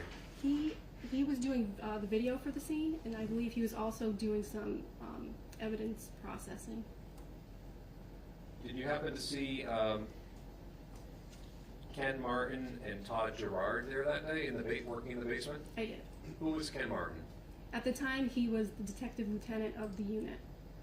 And Trooper Gerard? He was a colleague. And you already said Chris Dolan was at the scene. Where primarily was Chris Dolan doing his work? I remember him at the side door. I remember him using chemicals on the top floor. Okay.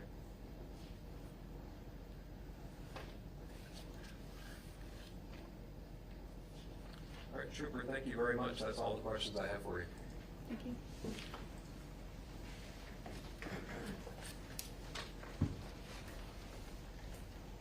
Good morning. Good morning. I have a few questions.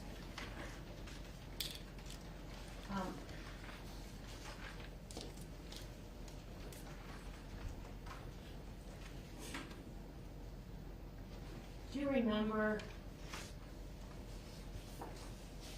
that there were footwear impressions at the scene? Yes. And do you remember taking any photographs of those footwear impressions? I did, yes. And do you remember whether or not any of those footwear impressions did you yourself do any comparisons of footwear? I did not do any comparisons. Okay. Do you know if those footwear impressions were ever compared to any footwear from Mark Olasak? I do not know. Okay.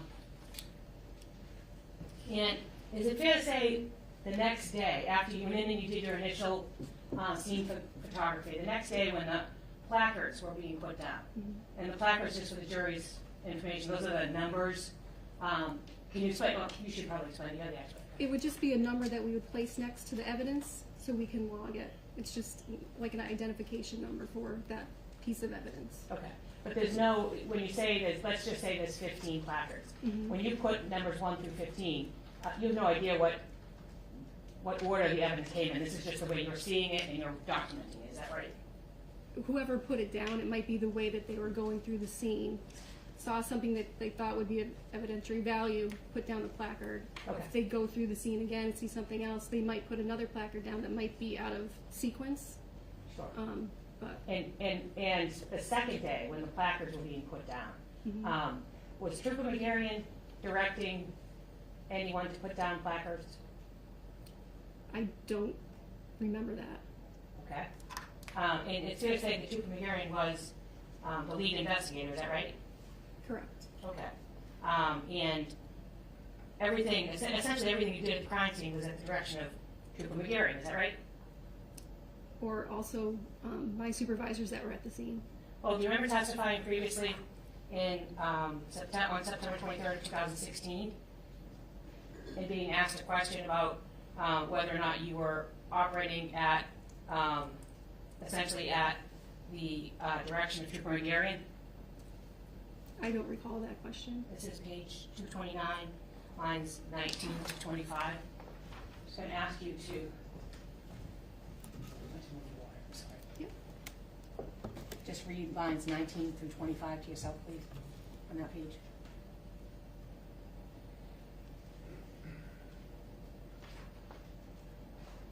Okay. Does that refresh your memory as to whether or not when you testified in 2016, you indicated that, let me just get the wording right, hold on. You indicated that essentially everything you did at the crime scene, you did at the direction of Trooper McGarry. Yes, that's what I said. Okay. Now,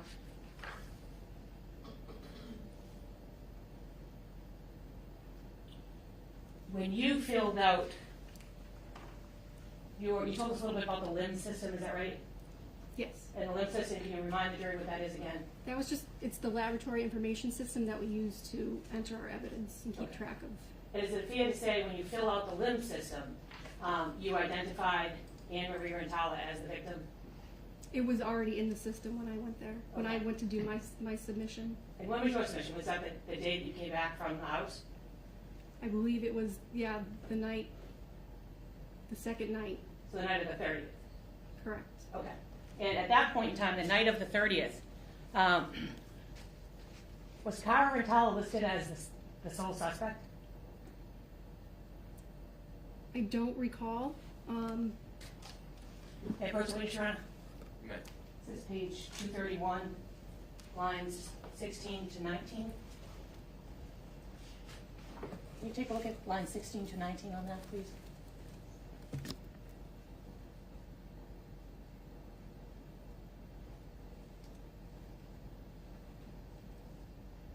Okay. Does that refresh your memory, ma'am, as to whether or not, when you were asked this question about Cara Rintala being listed as the suspect on the 30th of March, that it was her name that was listed there? Yes. There was no name Mark Olasak there, right? No. No name Carla Danielli there, right? No.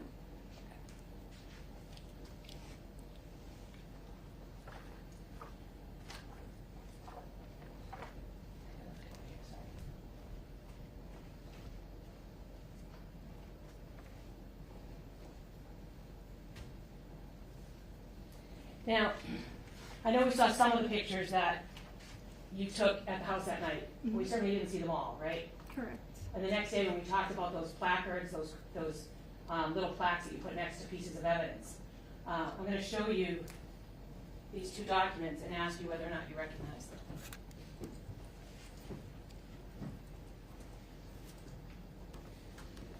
Yes, I do. And what do you recognize them to be? One was a cup, BioGlow cup, and one was a lid. Okay. And when you say a BioGlow cup, do you know what that a BioGlow cup is? I don't. That's just what was written on the cup itself. Okay. So, and do those fairly inaccurately represent the placards and the cup and the lid as you saw them the next day on March 30th of 2010? Yes. I would move to introduce these two photos. No objection. Exhibits number 123 and 124.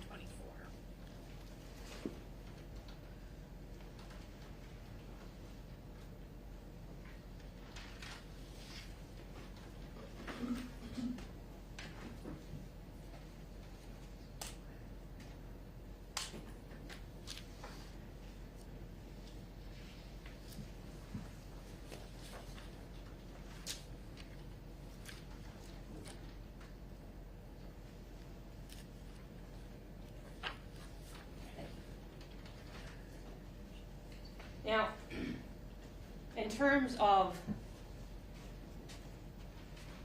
trying to orient the jury, in terms of, let's start with 13, placard 13. Can you tell the jury where that BioGlow cup was in relationship to Annamarie Rintala's body? I can't just based off of this photo. I think I would need. I'll find another one. Hold on. I just have a minute, Jeff. Yes.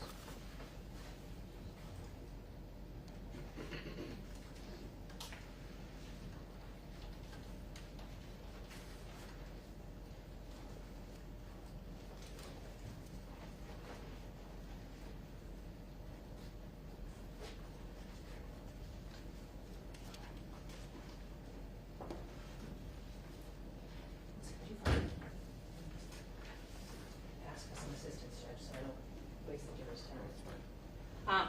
Well, let me ask you, with respect to that placard 13, did you preserve that BioGlow cup in item if it's listed as item 13? Did you take that? I don't believe I personally collected that cup. Do you think anyone did? Yes. Okay. I'm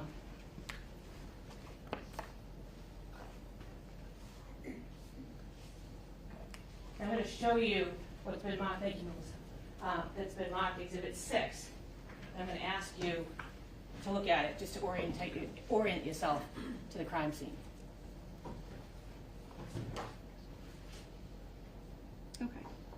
And having looked at Exhibit 6, does that refresh your memory as to where the BioGlow cup and the BioGlow lid were when you when you had someone photograph them on March 30th, 2010? Yes. And where are they? They're on the left side of, well, one is on the left side of the victim, and one is on the arm of the victim. Is it possible to get up Exhibit 6, please? Oh, you're not? Okay, that's fine.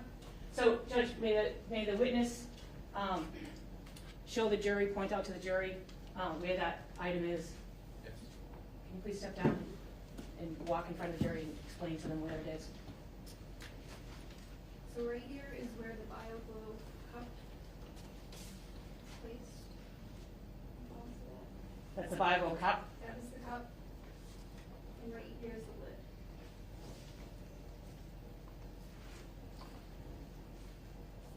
Thank you.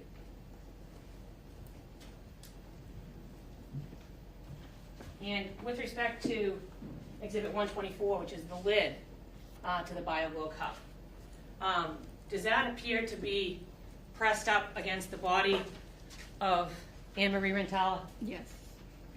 And was that item seized? Yes. And was that brought back to the lab? Yes. And do you have any indication as to whether or not there was any testing done on that cover? I don't know.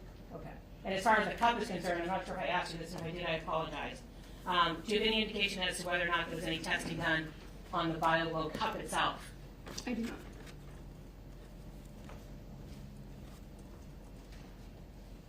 Thank you. I have no further questions. Any? No, no questions. Thank you. Okay. Step down. Thank you.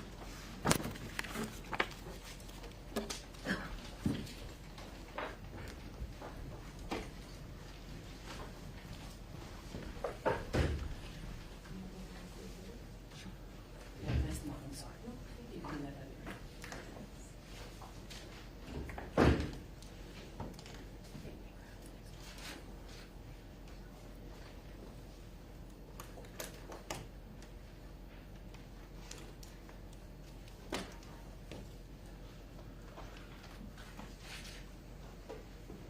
Your man, call our next witness. You may. Todd Gerard, please.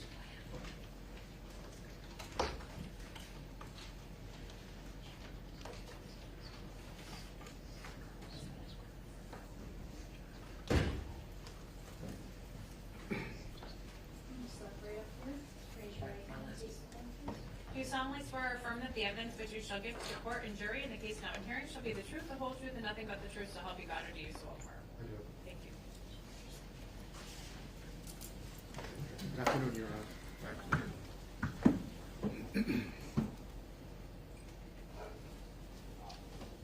Hello, sir. Good morning. Would you please introduce yourself to the jury and spell your first and last name for us? I'm Sergeant Todd Gerard. That's T-O-D-D, last name G-I-R-O-U-A-R-D. What do you do for work, sir? I'm a sergeant on the state police, Oh. currently assigned to the Hampden County State Police Detective Unit. Okay, so Hampden County down in Springfield. Correct, as a homicide supervisor. And could you please just go back in time to when you first entered the law enforcement career? Could you tell the jury how you did that, please? I worked 5 years in the town of Paxton as a patrolman and 5 years in the town of Sterling where I served as the department's detective. So was that 5 years in each? Correct. Okay. And just so we're clear, whereabouts geographically is Paxton, Massachusetts? It's Central Mass, right by Worcester. Same with Sterling? Correct. Okay. So while you were with Paxton and Sterling PDs, give the jury a sense of what your ranks and assignments were and what you did. Well, like I said, I was a patrolman in the town of Paxton. I was also a member of the Worcester County B&E Task Force. as well as when I was in the town of Sterling as a detective. Now, you mentioned a B&E task force, Correct. and what does the B&E stand for? Breaking and entering. Just basically, describe to the jury what a breaking and entering is, or what you mean it as. Basically, well, you have two. You have a commercial and a residential breaking and entering. I'll use the acronym B&E. When someone breaks into your home, possibly commits a larceny and steals belongings from your house, or they break into a commercial building and steal something from there. Now, you mentioned that there was an actual task force focusing on breaking and enterings. There was. Describe that for us, please. We had monthly meetings where we would share intelligence and information of B&Es within the Worcester County area.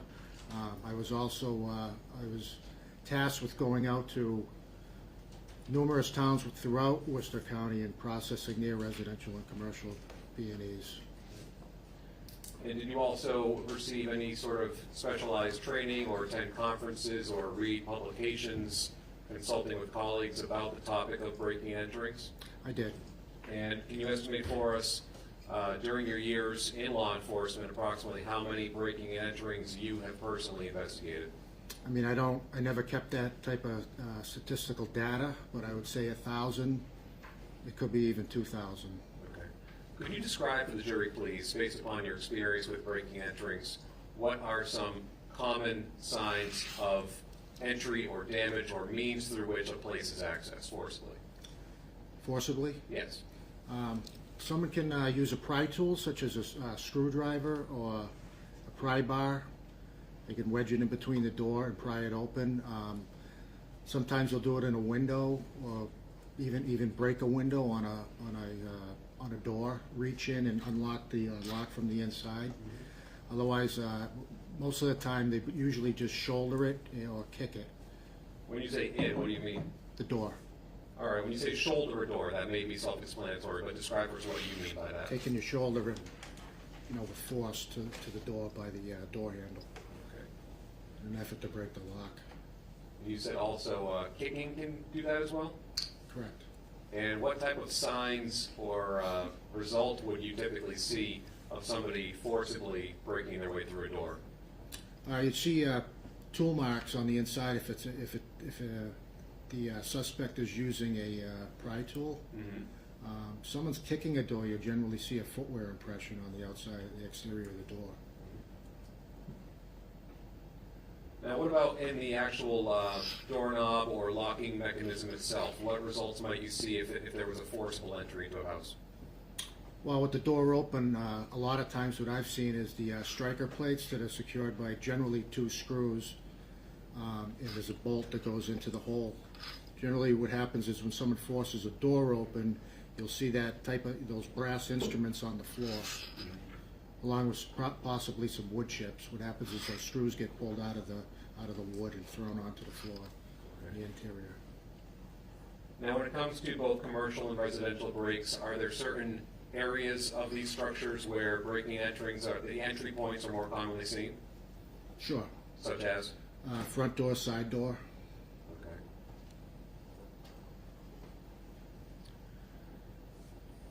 Now, sir, I'd like to direct your attention specifically to the scene of 18 Barton Street in Granby, Massachusetts. Were you called in to assist with the investigation of an incident that had happened there the day before, on March 29th? I'm sorry, No. that might have been a confusing question. At some point, were you called in to assist at 18 Barton Street in Granby? I was. Do you recall when that was? The 30th, the following day. And is it your understanding there had been an incident there the day prior? I have. So, please describe to the jury approximately what time you got there, what you remember seeing, and who was there. I got there around 7 or 8 o'clock. I remember that it was raining.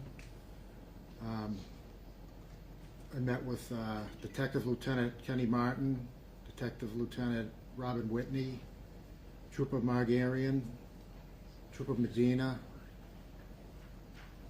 Trooper Carella, and Trooper Dolan. There may have been other people there, I can't recall. And am I correct that when you got there, everybody was essentially in a holding pattern until the search warrant was obtained? That's correct. And at some point, was that warrant obtained? It was.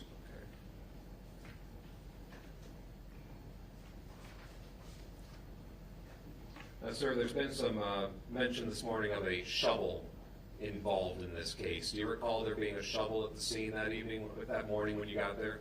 I do. And where do you recall seeing that shovel? Right across from the right side door, it was leaning up against the garage to the left of the door. And at some point, was it moved to a second location? It was. Where was that? It was moved into the garage. Okay, for what purpose? In case there was any type of trace evidence, again, like I said, it was raining, so I wanted to get it out of the rain. And did you make any observations of any particular areas of the shovel that morning? I did. What did you see? On the tip of the shovel, it was kind of folded over, like bent over, and there was a white residue on it. And is it your understanding that that shovel was collected as evidence in this case? It was. Okay.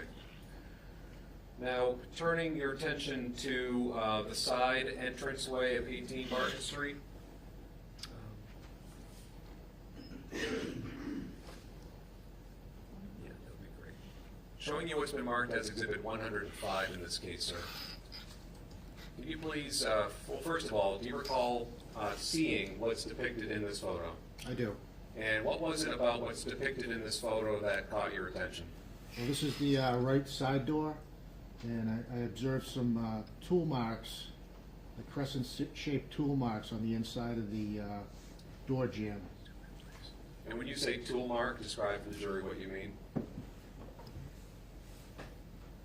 There's imperfections in the wood Mm-hmm. that are crescent-shaped. Yep. And going back to the shovel for a moment, how do you describe the shape or the curvature of the shovel head itself? It was crescent-shaped, rounded. How many marks do you recall seeing total on the door jamb outside the door? It was approximately 14.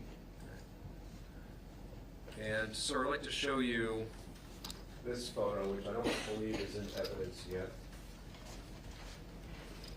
Do you recognize that particular photo?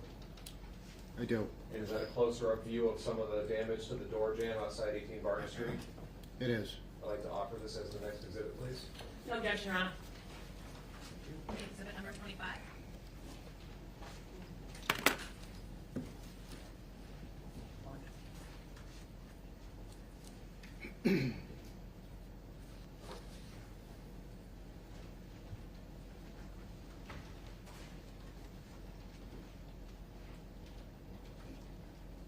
Okay, so I'm displaying on the monitor what's been marked as Exhibit 125. And starting off on the right-hand side, well, actually, let's start in the middle. What is that brownish or blackish strip running down the middle of this picture? That's a weather stripping that they put on a door. That way the wind doesn't get through the door into the house. Just so we're clear, can you point it out, please, using that pointer to your left? And what is that comprised of? Usually some type of rubber. Now, in addition to seeing this weather stripping on this door at 18 Barton Street, have you seen weather stripping on other doors and other scenes you've been to? I have. Now, could you please describe for us, when the door is closed, obviously the door is open in this picture, correct?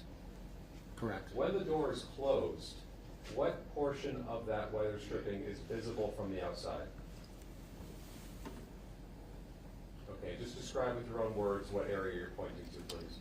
The right side. So as you close the door from the inside to the outside, it goes up against this weather stripping right here. Okay. So the weather stripping kind of has an inside and an outside component, fair to say?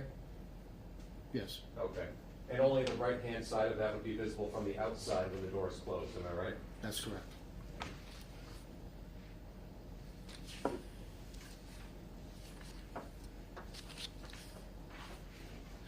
Now, when you observed this area of the door jamb and the weather stripping, you've already testified that there were some crescent-shaped tool marks on the outer wooden door jamb, correct?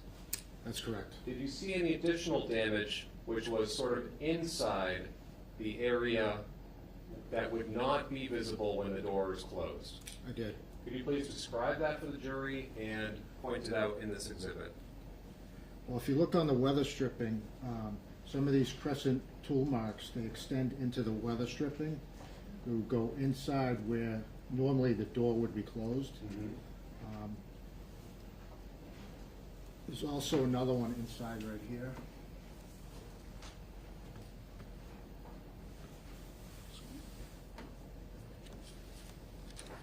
All right, sir.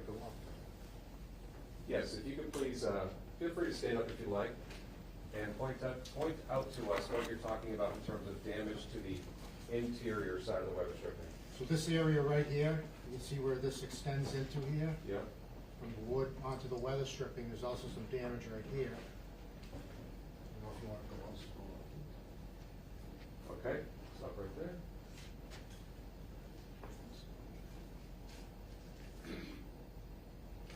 So sir, just to orient us again, this is on the right-hand side of the door jamb, correct? Outside, Yep. inside, this is the weather strip. And what are we seeing in this particular area right here? These are some imperfections in here that are coming, they're extending from this tool mark in the wood coming into the weather stripping. Okay, and where your pointer just was a moment ago, is that area exposed or visible to the outside when the door is closed? No, When the door is open, is that area exposed and visible? it is.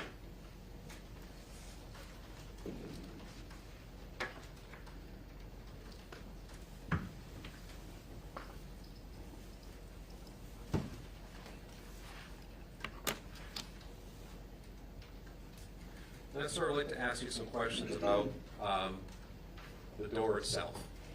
And before we get into any photos, could you please just describe for the jury, in terms of the door with the glass pane in it, what observations, if any, did you make with respect to the door? I'm sorry, is that the storm door or? No, the interior door that goes into this locking mechanism here. It was a gray metal door. Generally, when they manufacture this particular door, it has a wooden frame on around the outside, and it's filled with foam for insulation and quieting purposes. The door also had a window on it. And with respect to the door, what observations, if any, did you make about the glass pane? There was no damage. Did you observe any cracks? No, Any shattering or spider webbing of any damage? I did not. Scratch marks, scuff marks? No. Okay. Now, what about the actual surface, the metal surface of the door, sort of surrounding the glass? Nothing significant enough. Okay. Yeah. A moment ago, you talked about crescent-shaped tool marks on the door jamb, am I right? That's correct. Did any of those damage marks on the door jamb extend onto the door itself? They did not. And showing you what's been marked as Exhibit 105 in this case, does this show the door you were just talking about, correct? It is. Okay. And if we can zoom in on the doorknob area a little bit. So in this particular area, sir, where the crescent-shaped tool marks are sort of angling toward the weather stripping, do they extend onto the door itself? They do not. And if we can zoom out a moment again, the glass pane there, that was what you were just talking about a moment ago, no damage observed? That's correct. How about on the lower half of the door in terms of any denting, footwear impressions, deformities, anything of the like? No. Now, you did observe something about the doorknob, am I right? That's correct. What do you recall about the doorknob? There was a dent in the doorknob. Showing you this photo, sir. Does this depict the dent in the doorknob? It does. I'd like to offer this as the next exhibit, please. Objection, Your Honor. Okay, number 126.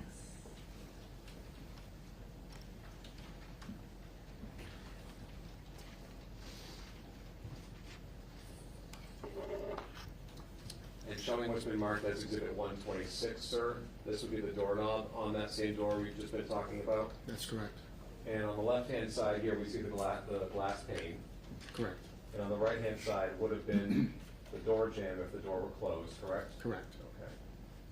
Now, did you take any steps to test this doorknob or to see whether or not, notwithstanding the dent, it was still working? It was working. So did that dent, whatever, do you know what caused that dent? I do not. Did it have any effect on the locking mechanism or the functionality of the doorknob itself? It did not.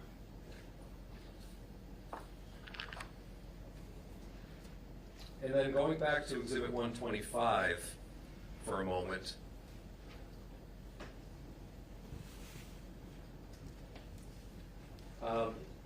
You've used the term striker plate this morning, correct?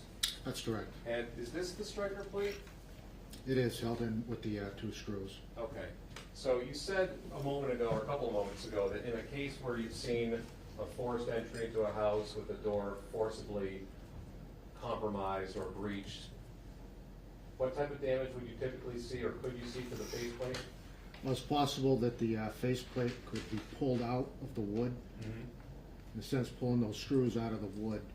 A lot of times, they'll be on the floor in the interior of the residence. And you didn't see that in this case, correct? I did not.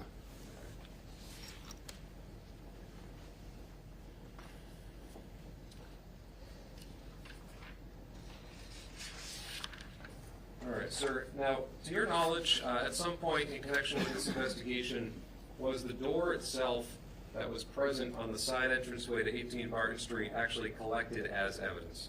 It was. Actually removed out of the door frame itself, am I right? Correct. And have you had the opportunity to see that door since then and observe it? I have. Okay. And Your Honor, may I, with the court's permission, enlist the assistance of the court officers to move the next exhibit into the jury's view? Sure. And they're willing. Any questions of the court officers? I don't, I'll help you if you want.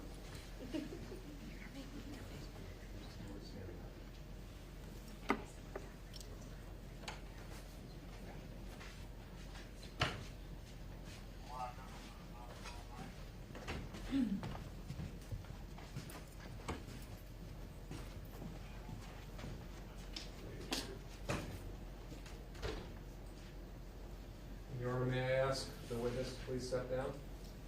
Yes, All right, may we reposition ourselves? of course. Thank you.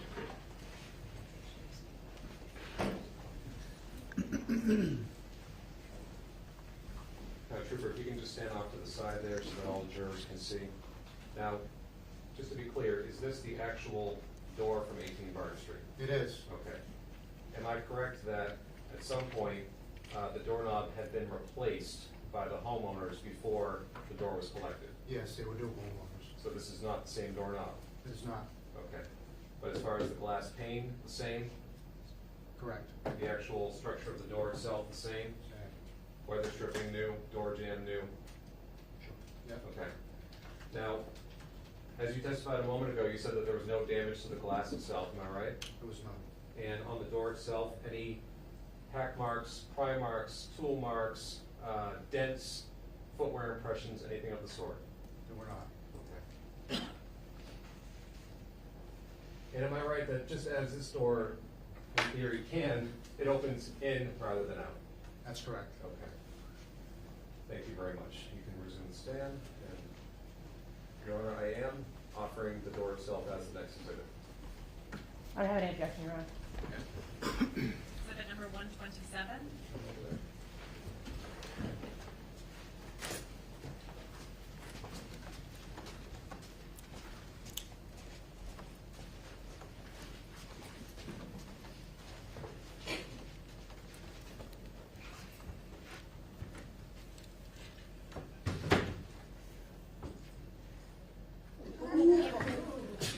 Save your life.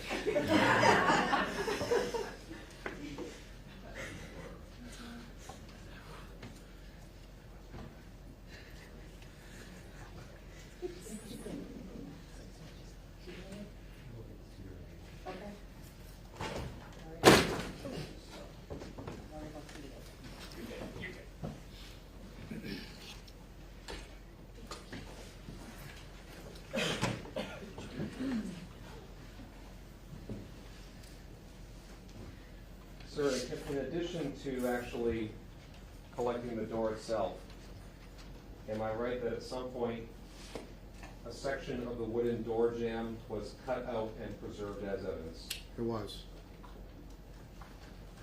And did you do that, or did one of your colleagues do that? I did that. Tell the jury, please, how you went about doing that. We had a Sawzall in our crime scene truck, and I went over and cut above and below it. Unfortunately, it was very difficult to remove, so I was using a chisel to get it out. And unfortunately, it kind of broke a little bit when I was chiseling it. Okay. A difficult piece of evidence to remove in one piece? Correct. I'd like to show you the next photograph and ask you if you recognize it.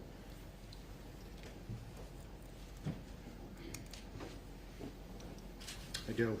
And is that a photograph of the door jamb as it appeared after you had used your Sawzall to cut out a section of it? It does.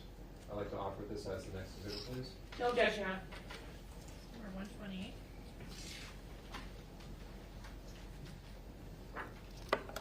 And displaying exhibit 128 on the screen, sir. Just walk us through this photo. What are we seeing? This is the inside door jamb where the crescent tool marks were. And it's where I removed that piece of wood from the inside casing. Thank you very much. Now, sir, while we're still on the topic of the doors, could you please describe for the jury, in terms of this outer door, this entranceway door to the house, and immediately inside, you recall there being a basement door not so far within the threshold. Correct. And describe for us, please, what sort of clearance, if any, or overlap or interplay was there between these two doors in this tight area? I believe the door. I don't recall when which way the door opened up going down to the cellar, but the exterior door coming in from that side door opened from exterior to interior. Okay. And showing you these next two photos, do those fairly and accurately depict the relationship of one door to the other, that being the exterior door and the basement door? It does. I'd like to offer these as the next two exhibits, please. No objection, Your Honor. 129 and 130.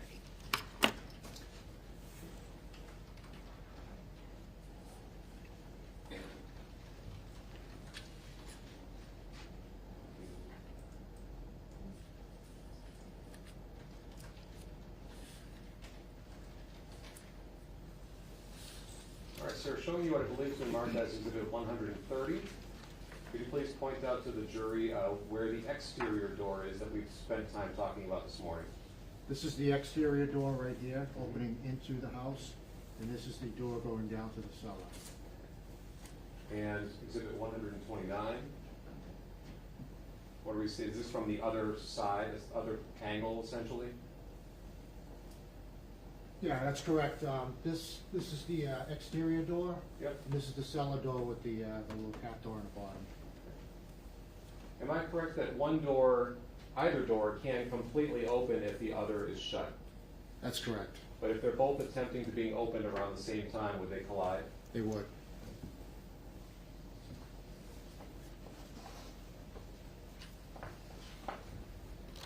Now, sir, other than the tool marks that you've described to the door jamb itself, but not to the door, did you observe any other damage to any other entry points at 18 Barton Street?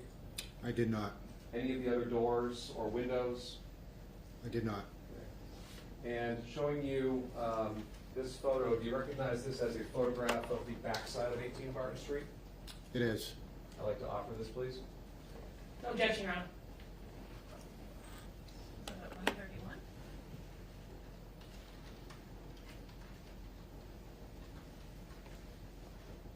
So showing you what's been marked as exhibit 131. Am I correct that on the backside of 18 Barton Street there are at least 4 windows and a sliding glass door? There is.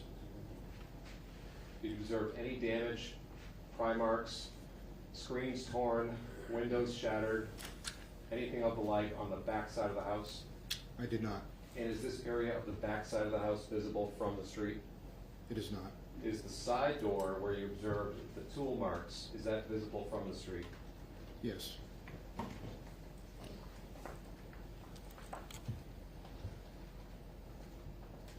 right, so I'd like to now shift into a little different area of your testimony this morning. And at some point, did you and, I'm sorry, is it Detective Lieutenant Kenneth Martin? Kenneth Martin, correct. Did you and Detective Lieutenant Kenneth Martin spend some time processing and observing evidence in the basement of the house? We did. Could you please describe to the jury, in general terms, what you were doing in the basement with Detective Lieutenant Martin? We were documenting the basement with digital photography, and we had one of our troopers that was also utilizing video prior to us going down there. Basically just documenting the downstairs. And in terms of the downstairs, is it fair to say that you saw an assortment of personal items in the basement? I did. Some valuable, some standard household items? Correct. And on the topic of valuables, did you have the opportunity to observe the remainder of the first floor of the house as well? I did. What in terms of valuables, if any, did you observe throughout the house?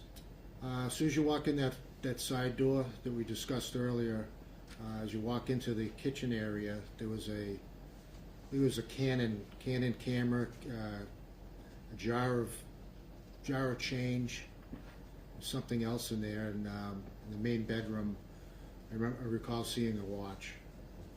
So is it fair to say there were valuables in plain sight? There were.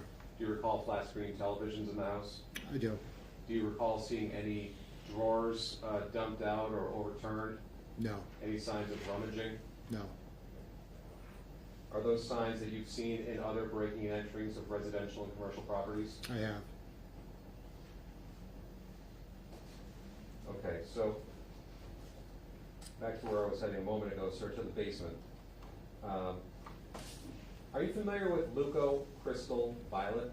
I am. And if I refer to it as LCV for short, am I correct? That's correct. Could you please describe to the jury what Luco Crystal Violet is and how it works? LCV is a blood reagent that reacts with the heme group or the hemoglobin within blood. It's generally crystal violet, which is a powder that's mixed with peroxide, and it creates a colorless liquid that you spray on blood to, number one, to enhance a visible bloody impression, and it also reacts with occult blood. So occult blood meaning blood you can't see with the naked eye. What happens is when you spray leucoviolet on an area that has blood on it, a catalytic reaction occurs, and that blood or that area that you can't see turns to a ultra vibrant violet color. What sort of time frame are you looking for that vibrant reaction to happen within which? 30 seconds to a minute. Okay. And if you don't get that vibrant color change within 30 to 60 seconds, what does that tell you? It's possible that it could be something else. Are there other substances or chemicals that may react with leucocrystal violet, similar to blood? There are. Can you describe some of them, please? You can get false positives on this particular fruits and vegetables, metals, any type of like cleaning agents that contain bleach, comet, those sort of things. Now, when it comes to a cleaning agent like bleach, is there a different speed of reaction that you would see with leucocrystal violet that you may not see with blood per se? Yes, and I've seen that. Okay. Faster, quicker? Faster, like Both? immediate. Now, sir, did you apply leucocrystal violet in the basement area of 18 Barton Street? I did. What was your purpose in doing that? Attempting to enhance some of the blood impressions that were down in the cellar, as well as find any type of occult blood that we may not be able to see with our naked eye.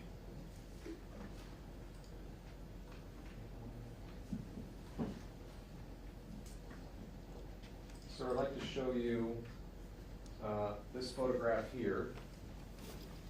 Do you recognize this? I do. And is that a photo of the bottom stair rug area in the basement? It is. I'd like to offer this, please. No objection, Your Honor. Number 132. And sir, showing now on the screen what's been marked as Exhibit 132. When you were looking at this particular area in the basement, what, if anything, caught your attention?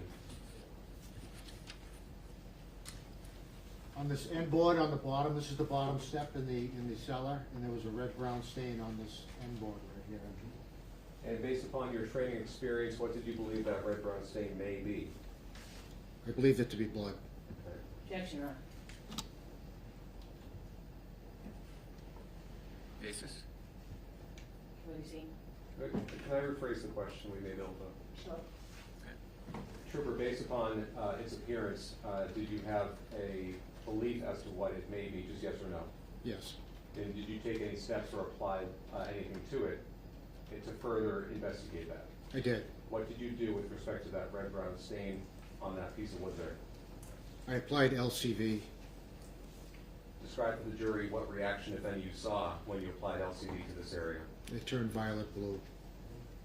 And is this a photograph of the after, so to speak, after you applied LCD to that same area? It is. I'd like to offer, please. No objection, Your Honor. Exhibit number 133. So, sir, 132, which is still on the screen, this would be, so to speak, the before picture, correct? Before LCD? So, that's correct. And the next exhibit that we just marked, this is the after? Correct. What are we seeing here? This is the reaction to that red-brown stain to the LCD. So it went from red-brown to that violet blue color. And what did that indicate to you? It was presumptive for blood. Now, sir, I'd like to show you a little bit broader back, wider view of this area of the basement. Do you recognize that? I do. And is this a photograph of that corner of the stair and shelving unit area before you applied any LCD? It was. I'd like to offer this as the next exhibit, please. No objection, Your Honor. Exhibit 134.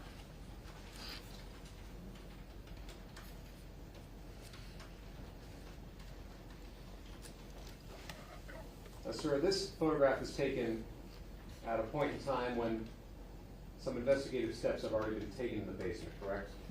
That's correct. Okay. And some items of evidence have already been collected by crime scene services and removed from the basement, am I right? That's correct. Now, in this exhibit here, before you applied Crystal Violet, were you able to observe with the naked eye any red-brown stains on the floor or in this area that you suspected may be blood? On that blue shelving unit, Okay. And how about on the floor itself? there was. Is this an area that you applied Crystal Violet to? It was.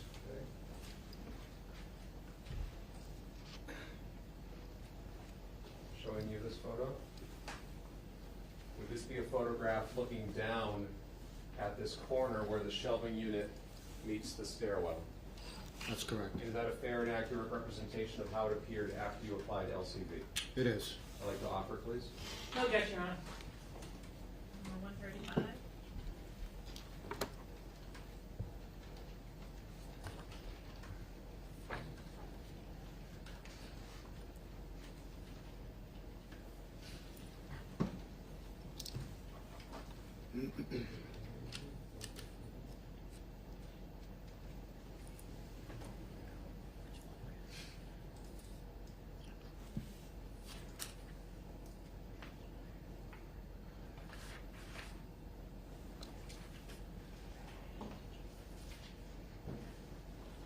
All right.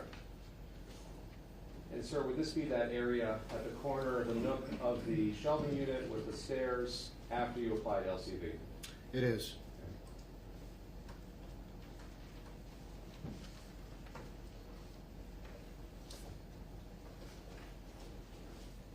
I believe I have 3 more photos of the same area, sir, from different angles.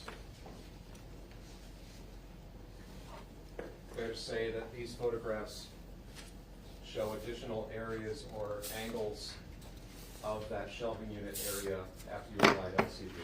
They do. I'd like to offer these, please. No objection, Your Honor. 136, 137, and 138.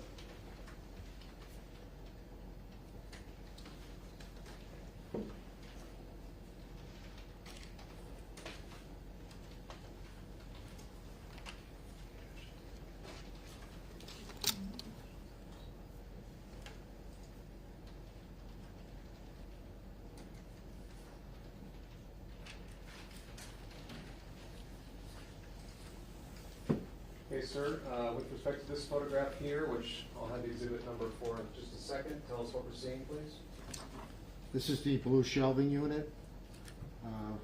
The areas on the exterior, on the pipe that supports the blue shelving unit, have reacted to the LCV. And could you please, with that pointer again, if we can zoom in on the shelving unit a little bit? You said you saw areas light up on the shelving unit, correct? That's correct. Point that out for us, please.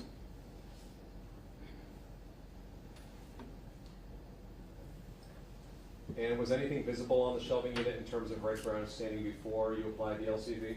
There were. And that was exhibit 136 for the record. Exhibit 137 on the monitor.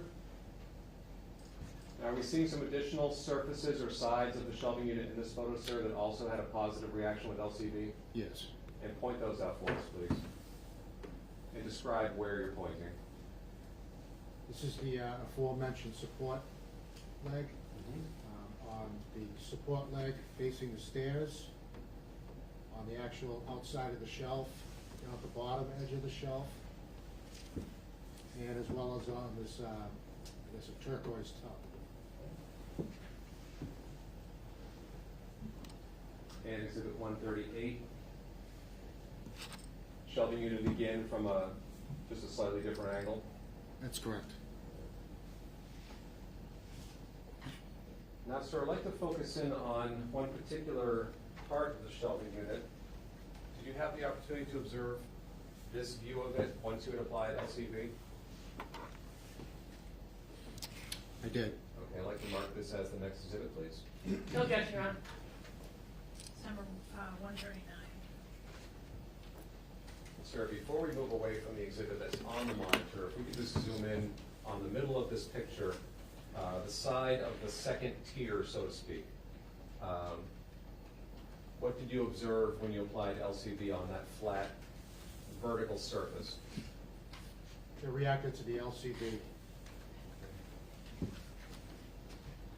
And are there actual droplets shown in this photo? That's from, no, that's from the LCV. Okay. Actually. So when you apply the LCV, it does... It takes a little bit of time for it to dry. Okay. Did you see any of that purplish striation or whatnot on that surface before you applied LCV? I did. And the next exhibit that we just marked, Madam Clerk, what number was that? 139? Yes. And so would this be a different angle of that side of the second tier of the shelving unit? It is. And if we could focus in on the shelving unit itself a little bit with the zoom. This became visible once you applied the LCV, am I right? That's correct.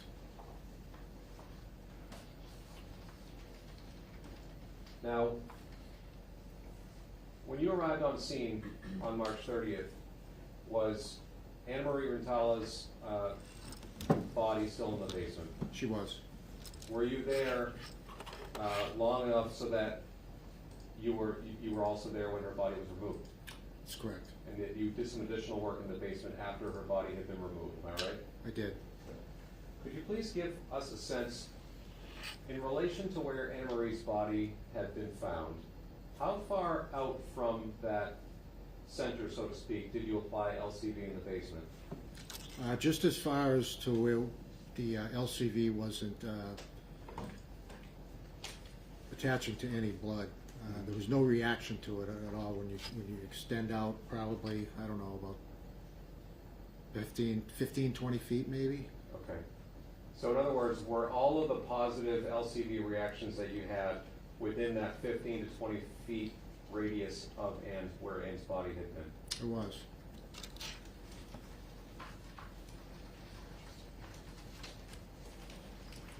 Showing you this next photograph, sir.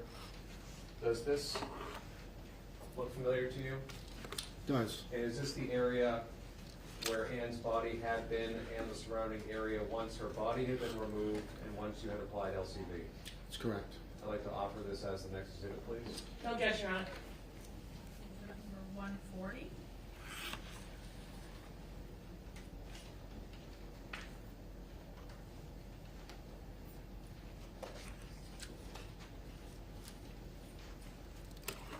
sir, in the area where we're seeing the darkest concentration of purple, what had you seen in that area before you applied LCV? It was Anne-Marie's body. And had you observed anything with respect to any red-brown stains or suspected blood in that area? It was. Now, sir, focusing on the lower left-hand corner of this exhibit, if we can just zoom in on that for a moment. Do you see some yellow measuring tape there? I do. And are you familiar with why that measuring tape was applied? They were to document the red-brown stains. You know, as here, it's reacted with the LCV that's extending from the puddle that was under Anne-Marie's body, coming this way towards I believe it was the laundry basket. Okay. I'd like to show you this photograph of that area. Does this give you a slightly broader view of that area where the tape has been applied? It does. I'd like to offer this, please. No objection, Your Honor. 141. And sir, did you have the opportunity to observe that area in particular before any LCV was applied? I did. And in terms of red-brown staining or any sort of directionality, what did you see in that area? Red-brown stains. Okay. In what shape? What orientation? They were, well, coming to or from Anne-Marie's body. Showing you what's been marked as Exhibit 112 on the monitor, would this be another before photo, so to speak, of that area? It is. And does this fairly and accurately represent what that area looked like before you applied LCV? It does. And am I right that as part of your process in the basement, not only did you apply LCV, but you sort of traced where certain items were before they were moved? I did. For example, that yellow laundry basket, was that traced before it was moved? Yes, I traced around it. With what? Black Sharpie. That toolbox, was that traced as well? I believe I did. Okay. Now showing you what was just marked a moment ago as Exhibit 141.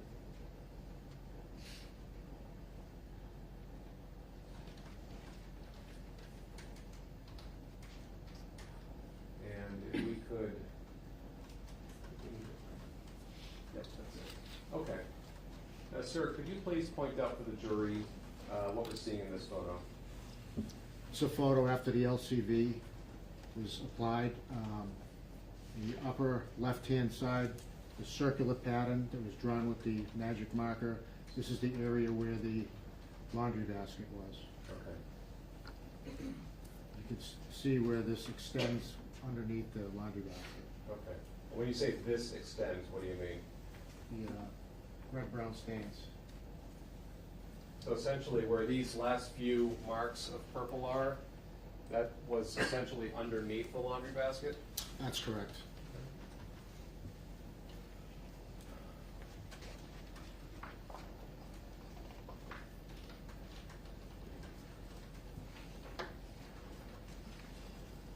Okay, sir, shifting into a different area now.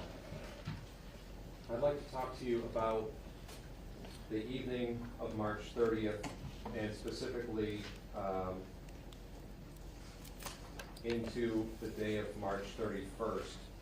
Is it your understanding, sir, that on the evening of March 30th, Lieutenant Christopher Ray from the State Police Detective Unit brought something to Barton Street?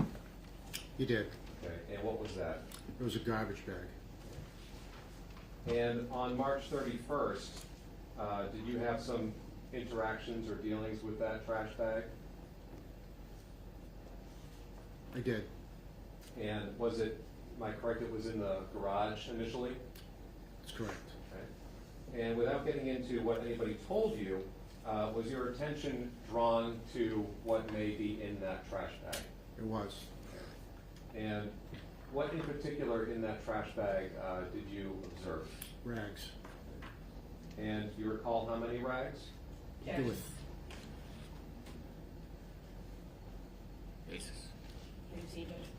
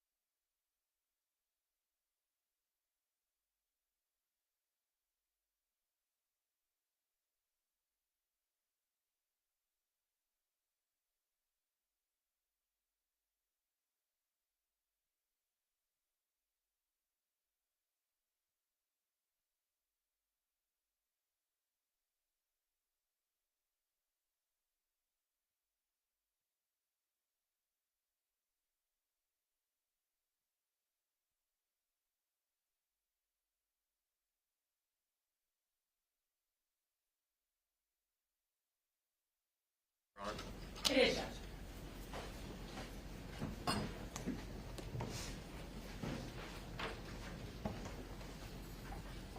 Sir, with respect to the trash bag that Lieutenant Ray brought to 18 Barton Street and was placed in the garage, at some point, did you have the opportunity to see what was inside that trash bag? I did. And I believe a moment ago you mentioned that you saw 3 rags inside of the McDonald's trash bag, correct? I did. Okay. And at some point, please describe to the jury what, if anything, you did, what steps you took with respect to those 3 rags, as you called them. Well, again, it was raining. Actually, the rain got pretty hard that day, so the rags were soaking wet. So we needed a place to dry them. So I didn't want to leave them in the garage, so I got a piece of butcher paper and went into the living room and laid out the butcher paper, laid the rags on top so that they could dry. So is it fair to say that you brought the rags from the McDonald's trash bag inside the house of 18 Barton Street into which room?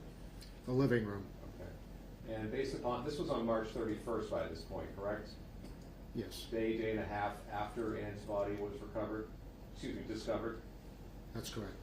Based upon what your understanding was of the investigation, did you see any investigative activity happening in the living room? No, we were pretty much done with it. Was it your understanding that anything pertinent to this case had happened in the living room? No, there was not.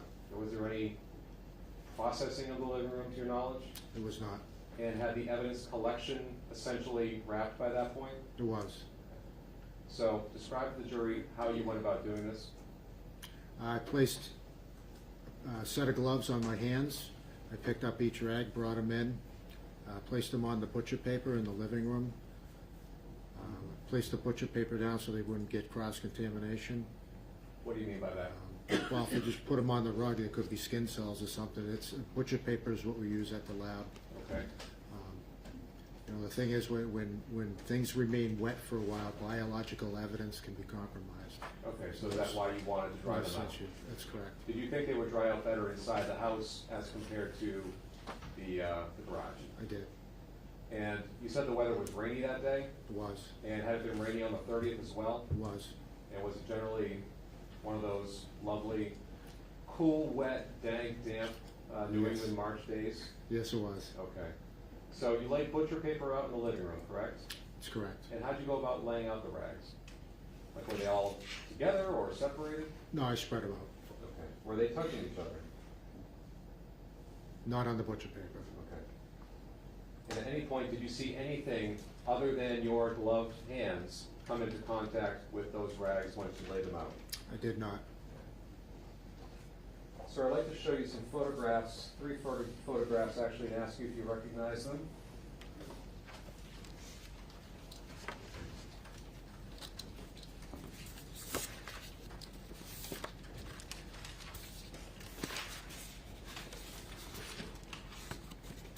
Do you recognize those, sir? I do. And are those fair and accurate representations of what the rags looked like once they were laid out on the butcher paper inside the living room of 18 Barton Street? They were. I'd like to offer these next 3 exhibits, Your Honor, please. No objection, Your Honor. 142 to 144.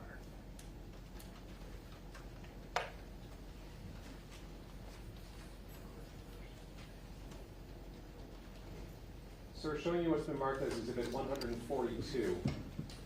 Am I correct that this is a composite photo showing both the front side and the back side, or at least each side of the gray rag? It is.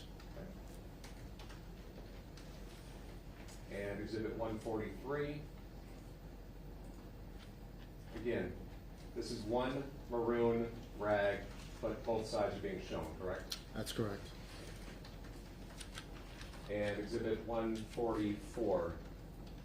Is this the 3rd rag that you recovered from the McDonald's trash can? It was. One pink cloth, both sides shown. That's correct. Now, after you laid them out on butcher paper to let them dry, am I correct that a colleague of yours at a later time collected these rags, these presumably dried out rags now, and brought them to the crime lab? Yes. And you did not do that yourself, did you? I did not. Okay. May I have a moment, Your Honor, please?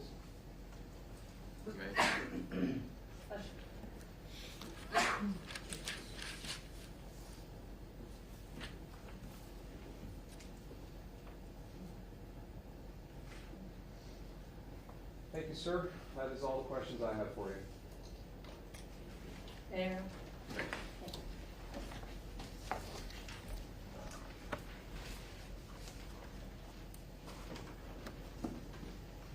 So let's start with you bringing the rags into a crime scene. You understood that that wasn't proper protocol, right? Correct. And you understood that, well, let me ask you this. How many people were physically at the address of 18 Barton Street that day when you brought the rags in? I'm not sure exactly. More than 3? Yes. More than 5? Yes. More than 10? Not inside. Inside and outside? More than 10? Sure. Okay. And had you thought about asking any one of them to run those rags to the crime lab to preserve the integrity of those rags? No. That was certainly an option, sir, right?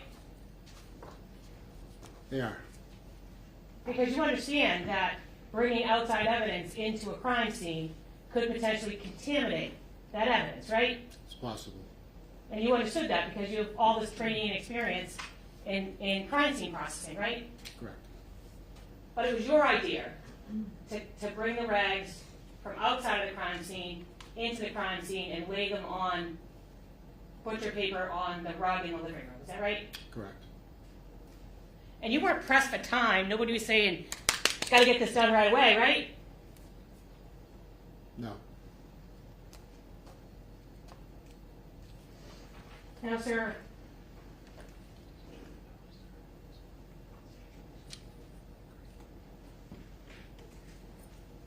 and you'd agree that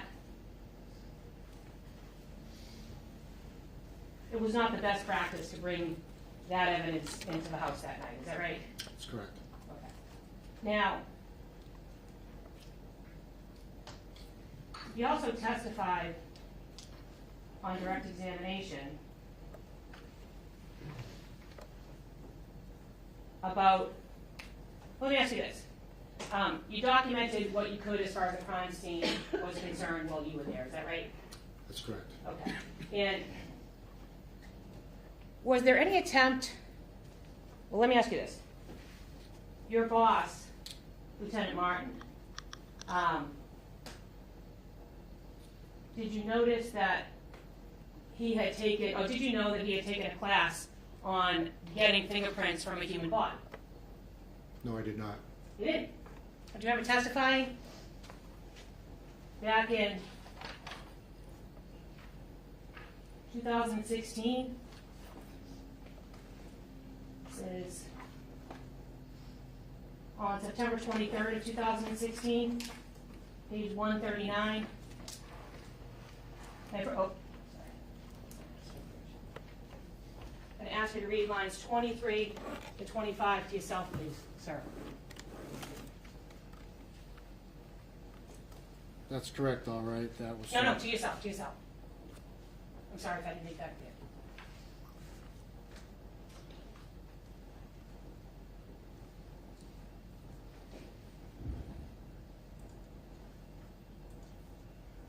And if you could flip over to the top of the next page to complete that thought.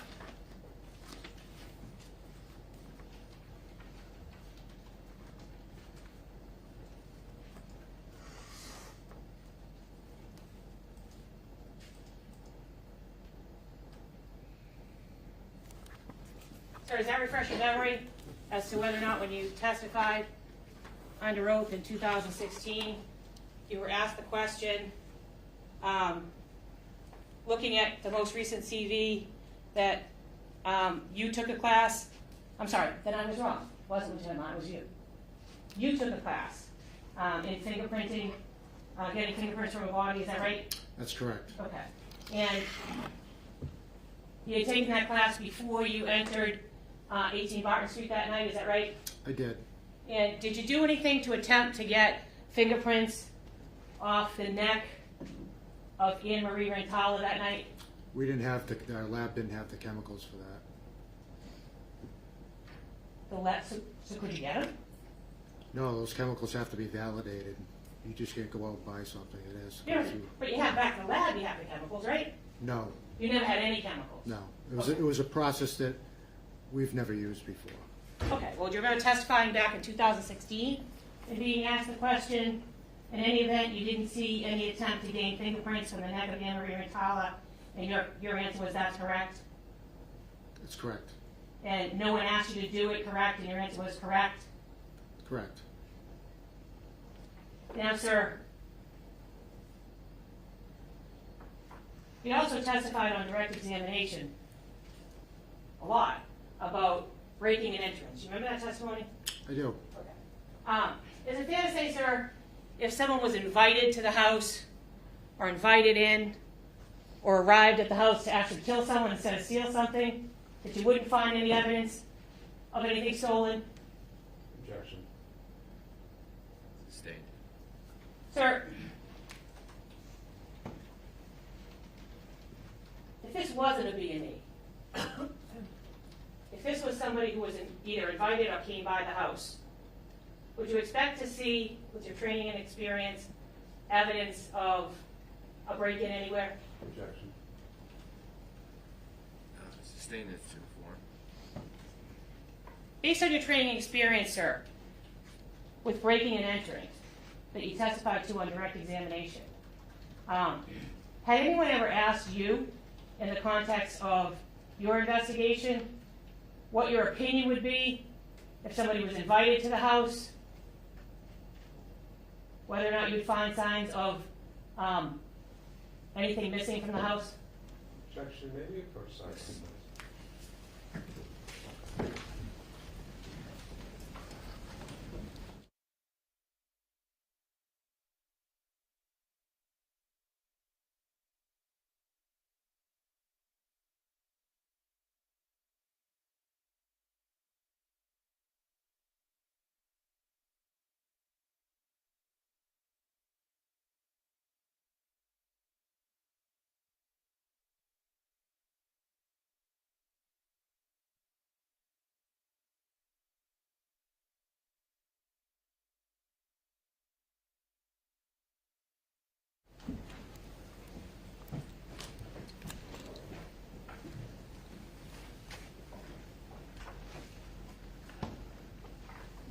I don't have any further questions, thank you. No further questions, Your Honor. Thank you. All right, you may step down. Thank you.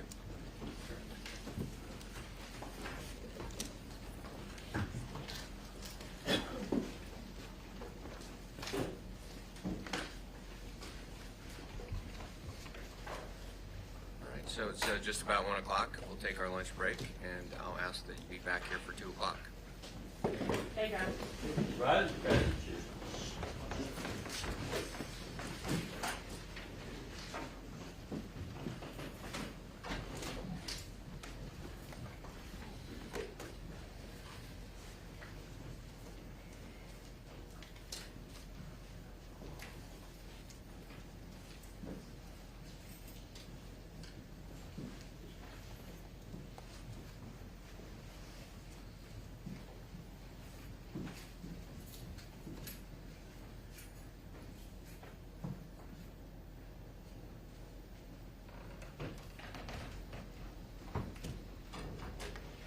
Before we break, can I just ask who attended the call for the afternoon? Judge, we have the next witness is Jennifer Priesek, who you heard testimony from the state show was her partner on scene Right. that night. She also testifies or we would offer her to testify as she did in previous trials regarding blood stain pattern analysis. Okay. Anyone besides her or? That's all the witnesses we could line up for today, Your Honor. I think that'll get us till hopefully at least 3 o'clock. Thank you. Thank you. Thank you. Thank you very much.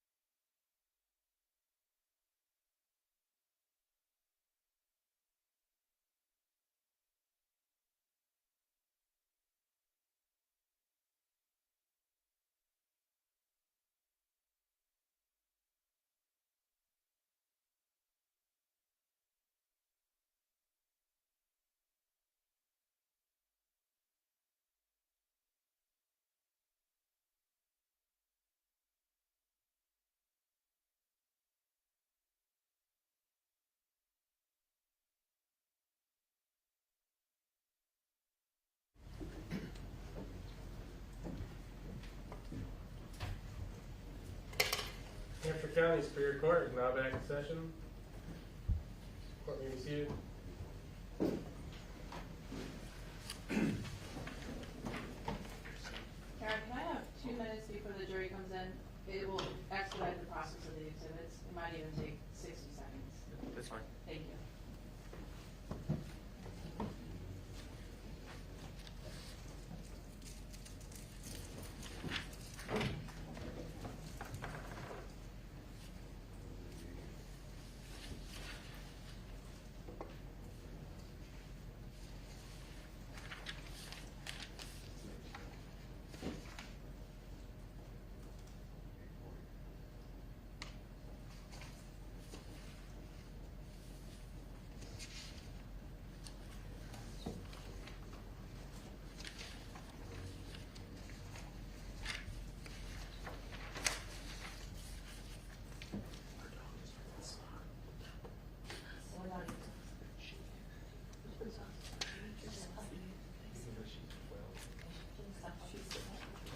Thank you, Your Honor.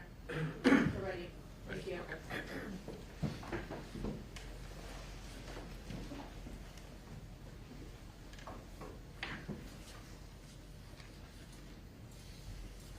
Jury entering.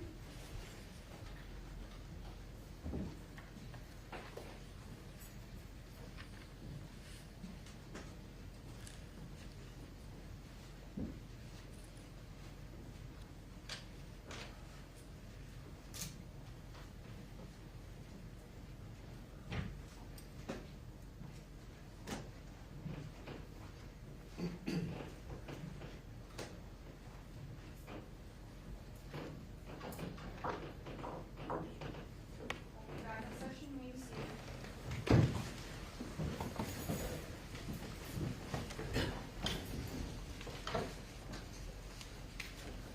Your Honor, may I call the next witness? You may. Thank you. Your Honor, the Commonwealth will call Jennifer Priesig.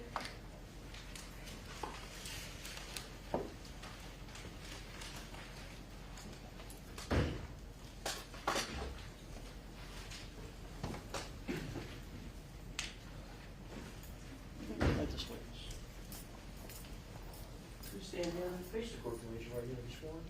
Do you solemnly swear or affirm that the evidence which you shall give to the court and jury in the case now in hearing shall be the truth, the whole truth, and nothing but the truth, so help you God, or do you so affirm?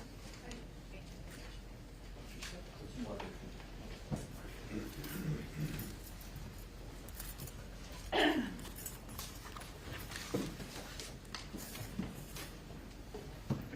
Good afternoon.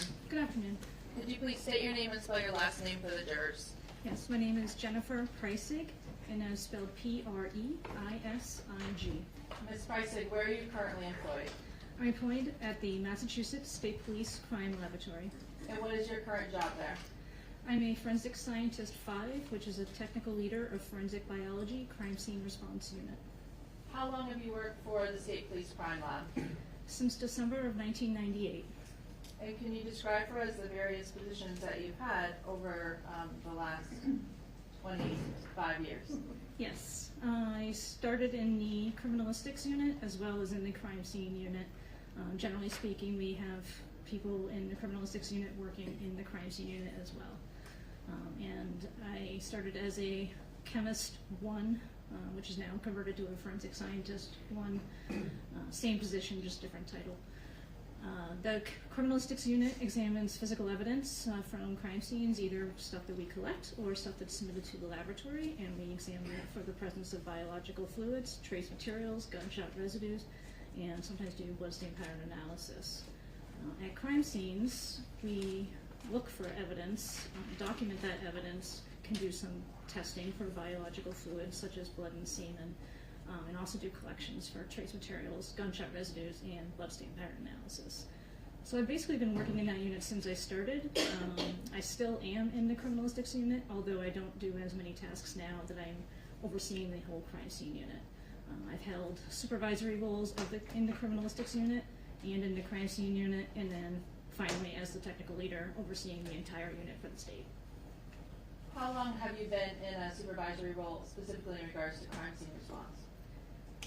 Let's see. I've been in my current position for about 7 years.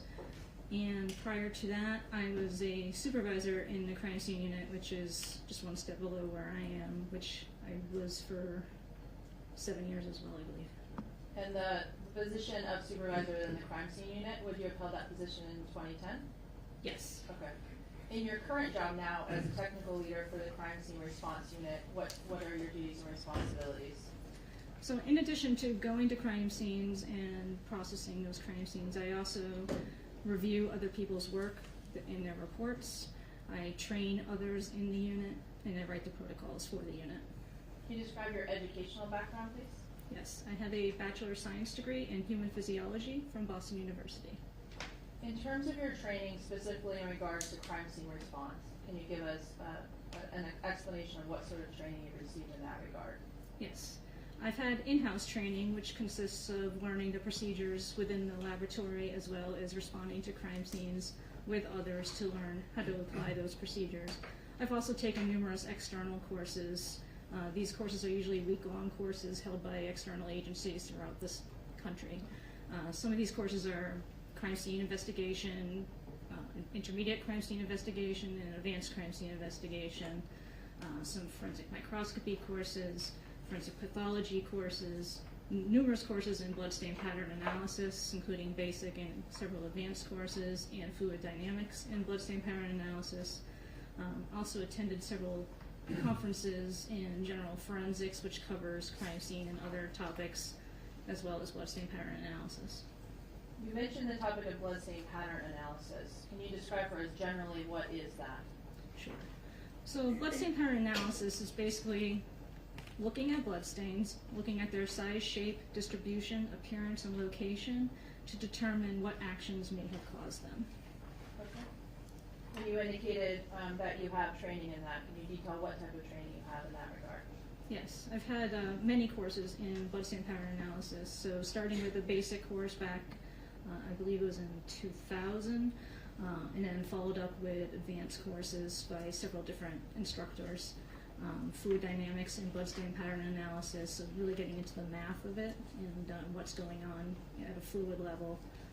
Quality assurance and bloodstain pattern analysis. And there may be others that I can't think of at the moment. In the course of your career, have you had the opportunity to apply your skills or your training in regards to bloodstain pattern analysis in different cases? Yes. I want to ask you first, do you remember responding to 18 Barton Street on March 29th of 2010? Yes. And what was your purpose of going to that scene? I was called to that scene as a supervisory role in the crime scene response unit with a colleague, Caroline Tatro. And at the time with Caroline Tatro, what was your relationship to her in terms of who was the supervisor? I was the supervisor and she was an employee within the crime scene response unit. And why was it that both of you responded to that scene together? Generally, if there's a fatality or scenes that may be more complex, then the supervisor will go.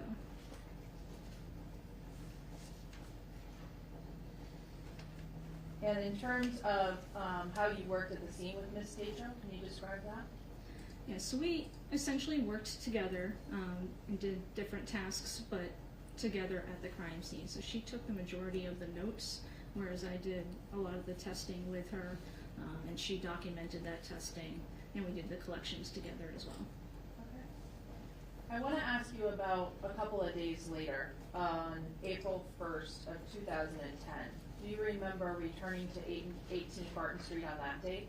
Yes. And what was your purpose in returning on April 1st? I was called there for specific examinations or collections at that time. Okay. And were there other individuals present at that point in time? Yes. Do you remember who they were or generally what agencies they worked for? There were troopers from the detective unit. Detective Lieutenant Robin Whitney was there, and Jean McGarrian was there, and there was a member from the Crime Scene Services Unit, which is another crime scene unit with the state, Tom Friedrich. And there may have been others as well, but those are the names that I wrote down. Okay. Now, when you returned to the scene on April 1st of 2010, was the scene still in the possession of law enforcement? To my knowledge, yes. Okay. And while you were there, was your attention drawn specifically to the front living room area of 18 Barton Street? Yes. And what did you observe specifically, and what was your attention drawn to in the living room area? In the living room, there was butcher paper down on the floor, and then there were 3 rags on that butcher paper. I'm going to show on the presenter what's marked first as exhibit number 142. Are you able to see that from your position? Yes. Do you recognize what's depicted in this exhibit? Yes. What do you recognize that as? This is one of the rags that was on the butcher paper on the floor in the living room. At the time that you observed this rag on April 1st of 2010, well, let me ask you this. Did you come into contact with these rags at some point? I ended up collecting them, so yes. Okay. Was the rag wet or dry at that time? It was dry at that time. Okay. Directing you now to exhibit 143. Do you recognize what's depicted in those photographs? Yes. What is that? This is another rag that was on that butcher paper. And lastly, exhibit 144. Do you recognize that? Yes, I do. And what is it? This is another rag, or like a diaper style rag, that was also on that butcher paper.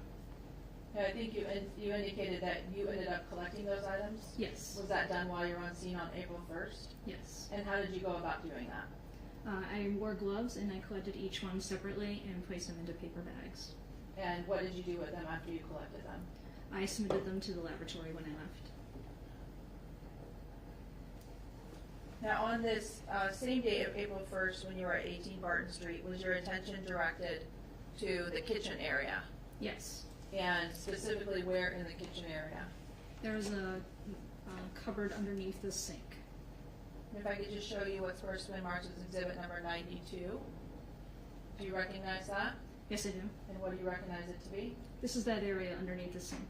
Okay, and your attention was directed to this area? Yes. Did you make note specifically of any items within this particular area? Yes, there's a pink diaper style rag in the center area of the numerous items that were underneath that sink. Just showing you what's been marked as exhibit number 93. Are you able to see, well, let me ask you this, is this a closer up photo of that same area? Yes, it is. Are you able to see on this what particular pink cloth style rag you're referring to?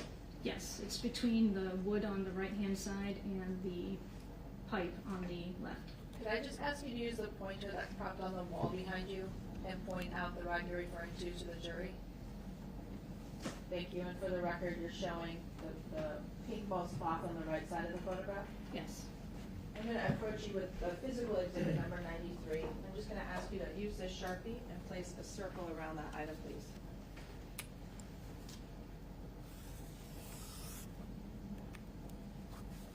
Thank you.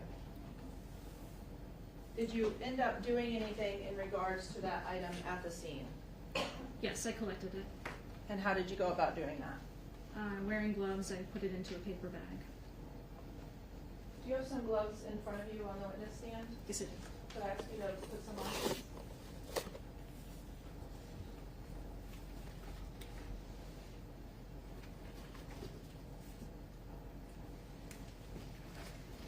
I'm just going to hand you a bag, and I'm first going to ask you to look in the bag and see if you're able to recognize the item in it. Do you recognize it? Yes. And what do you recognize it to be? This is the pink rag from underneath the sink. You all right, ask that be marked as the next exhibit? No objection, Your Honor. For 143? I'm sorry, 145.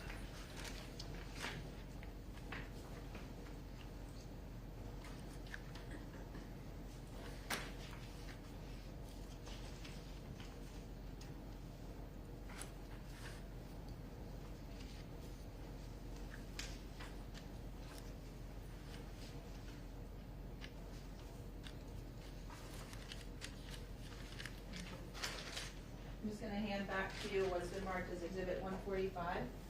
I would ask you if you could stand up and pull out that rag and show both sides of it to the jury, please.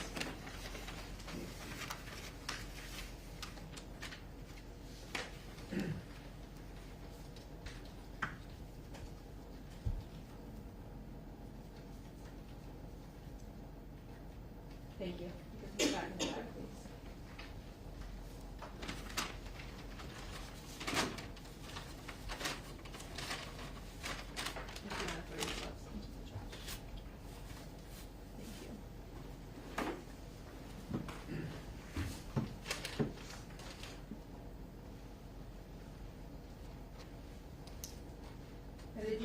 submit that item to the crime lab? Yes, And ultimately, did it receive item number 9-10? yes, Do you remember when you were on the scene that day, being able to make observations of a truck in a garage area? yes, I did. And was that also on April 1st of 2010? Yes, And specifically, was it a black open bed truck that you observed? yes, And did you have an opportunity to observe the bed of that truck? I did. Did you observe any items in the bed of that truck? Yes, I did. What did you observe? There was a Burger King bag in the bed of the truck. Okay. Other than the Burger King bag, was there anything else? No.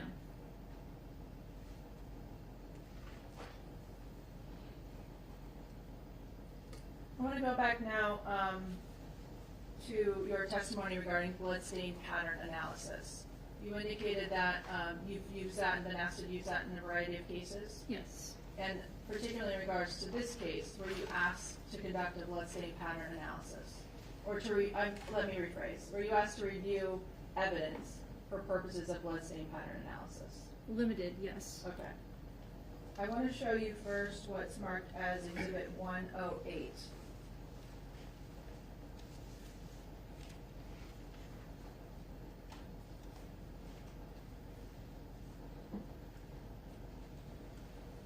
Do you recognize what's depicted in this photograph here? Yes, I do. And what do you recognize it as? This is a photo of one side of the stairwell that led to the basement and the area above the handrail. Okay.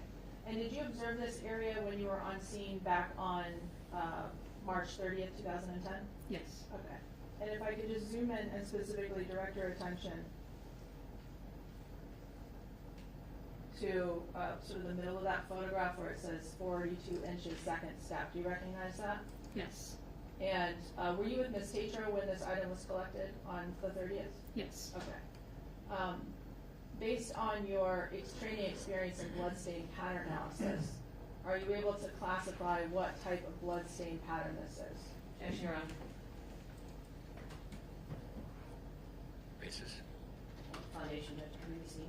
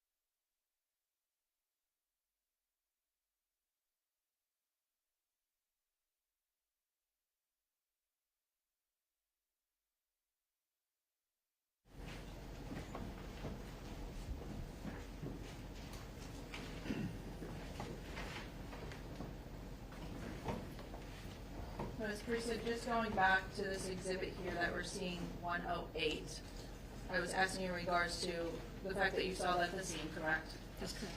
And in terms of your training and expertise in bloodstain pattern analysis, are you able to classify, in your opinion, what type of stain this is? Yes. How would you classify it? This is a type of transfer stain called a swipe stain. So a transfer stain is when something with blood on it makes contact with something else and transfers that blood, puts blood onto the other object. Swipe would mean that there's movement while doing that. So it's a transfer stain showing movement, which is a swipe. Okay. Now, I want to ask you about a couple of terms before we move on. You've used the term swipe, correct? Yes. Are you also familiar with the term wipe? Yes. And what is the difference between those two terms? So a wipe stain is when there's already a pre-existing stain and then movement is made through that pre-existing stain. The stain would have to be wet, and it basically creates a smear from that previously existing stain. So it's wiping through it. That's a wipe stain. It's a type of transfer stain as well. And is the term smear also used for these types of stains? Yes. Now, you also described this particular stain that we're seeing on this exhibit as a transfer stain. Yes. And what do you mean by that? Basically, an object or a person with blood on them or it makes contact with another object or person or makes contact with something, and the blood is transferred from that original item to the new item. So it's contact, basically. Okay. I want to show you next what's been marked as exhibit number 112. Do you recognize what's depicted here? Yes, I do. And what do you recognize that to be? This is an area of the basement on the floor. And did you see that yourself at the scene? I did. Okay. And if we could just zoom in to the middle of that photograph. Based on your training and expertise, do you have an opinion as to the classification of this particular stain? Yes, I do. And what is that? These are called spatter stains, and spatter is basically blood in flight. So some sort of force is applied to blood, pre-existing blood, and then that blood breaks up into smaller droplets, goes into flight, goes into the air, and then it lands on a surface. And that's called spatter. In terms of, are you familiar with the term directionality? Yes. And what does that mean? So sometimes you can tell what direction the blood is going based on how it lands. So if it lands and it creates a tail, that's basically like an arrow, and that tail is pointing to the direction that it's going. So the directionality would be where that tail is pointing to is the direction that the blood came from, and it's going into that direction. And so looking particularly at this photograph, if you could use a pointer so we know what exactly you're describing in terms of what the directionality is. So these stains, they're basically oval stains, and they have these little tails that come out from them. So that's like the arrow that's showing the direction. So they're going in this, if you're looking at it in this photo, they're going upward. This was on the floor, so it's not upward in reality, but in the photo, they're going upward. Thank you. I want to show you next what's marked as exhibit number 135.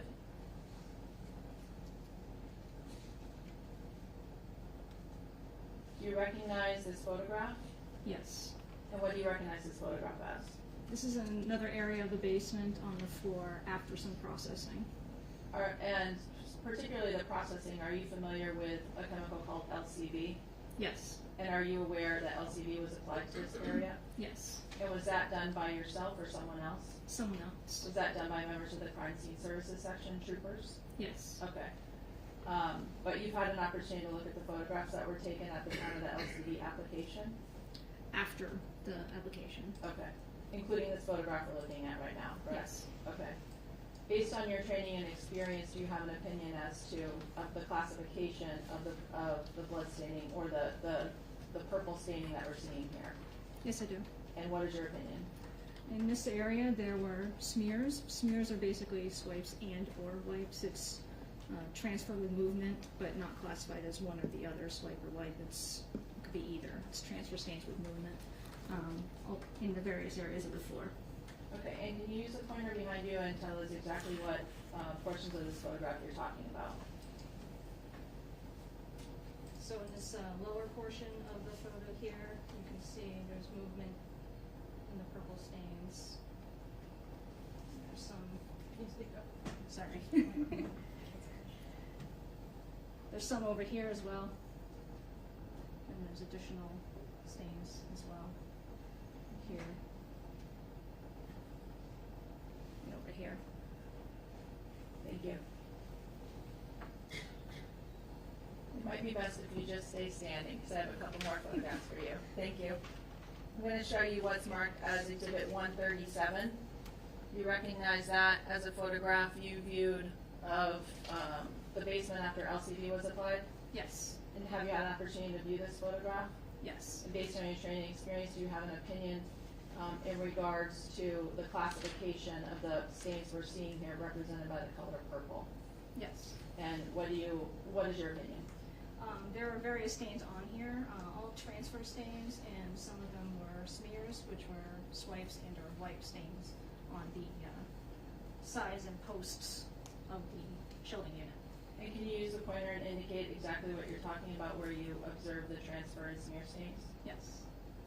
So on this lower portion here, Can you zoom in for a second? there are transfer stains on this lower portion. Further up, there are some smear stains along the posts here.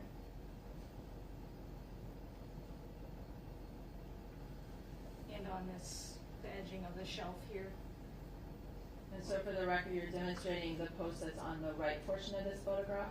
Yes. And both the side of the shelving on the first tier and the second tier facing the photographer? Yes. Okay. In terms of, you could go up on the photograph, please. In terms of this turquoise bucket, do you have an opinion regarding the purple staining on that item? In Yes. terms of the classification? Yes. And how would you classify those? This is a transfer stain. Thank you.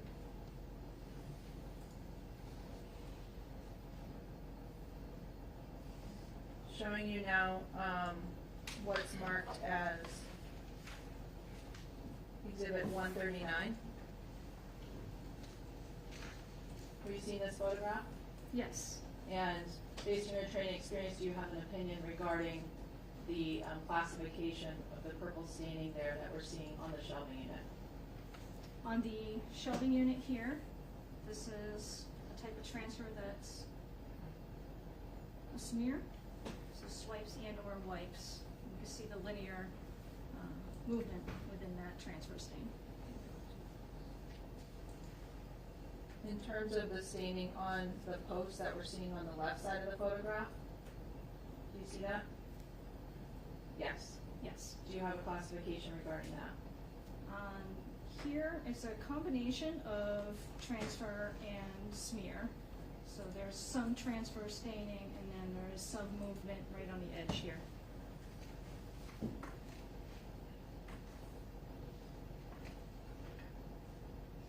And lastly, 136, please.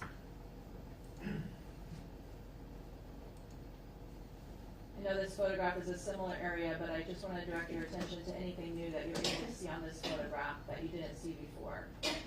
Are you able to see some additional areas that you have an opinion regarding the classification of? Yes. Could you please describe them and point them out to the jury? Yes, so this is just a different angle view of the same shelving unit, and on the side here, there's a transfer stain on the post.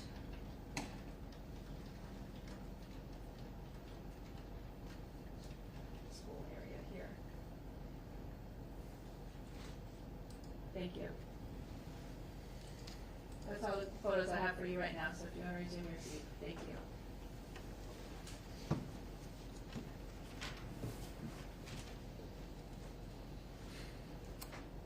I want to change topics and ask you about some work that you did in the lab. I think you indicated that you're still a member of the criminalistics unit. Were you a member in 2010? Yes. And did that include doing some work on cases of items that were submitted to the laboratory? Yes. Either that you might have brought in or other individuals? Yes. I want to ask you specifically about item 2-2. And for purposes of reference, I'm going to show on the screen Exhibit 117. Are you familiar with item 2-2? Yes, I am. And what is item 2-2 at your lab? This was a earring backing that was outside at the 18 Barton Street. Do you have a memory of observing this yourself at the scene? I don't have a memory of observing that. Okay, and is it noted in your notes? No, it is not. Okay. And if you had observed it, is it fair to say it probably would have been in your notes? Typically, yes. Okay. It's possible to observe something and not write it down, and you just don't know the significance of it, but I didn't note it, so I don't know if I saw it. Okay. But did you receive this item and able to view this item when you actually got to the laboratory? Yes. And specifically, what did you do in regards to this item at the lab?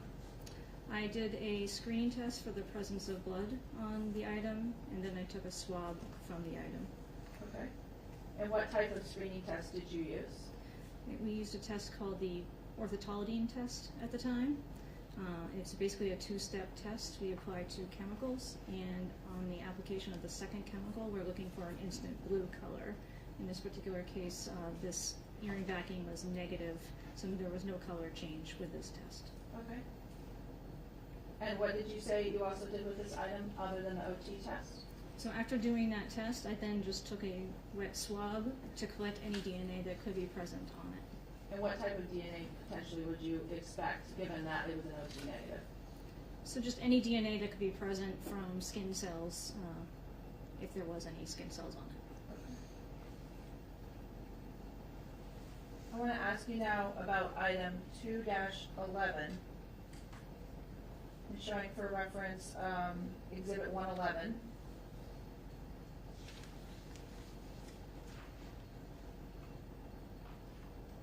Just get it turned. Do you recognize what's depicted in these photographs? Yes, I do. And what do you recognize that as? This was a post-style earring that was on the rug at the base of the stairs in the basement. Okay.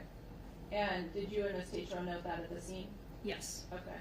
And did you come in contact again with this item at the laboratory and do some work on it there? Yes, I did. Specifically, what did you do? I noted red-brown stains on the item.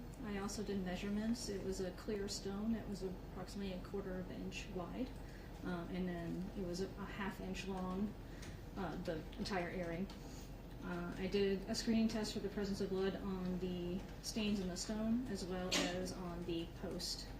The screening test for the presence of blood was positive on both the stains on the stone and on the post.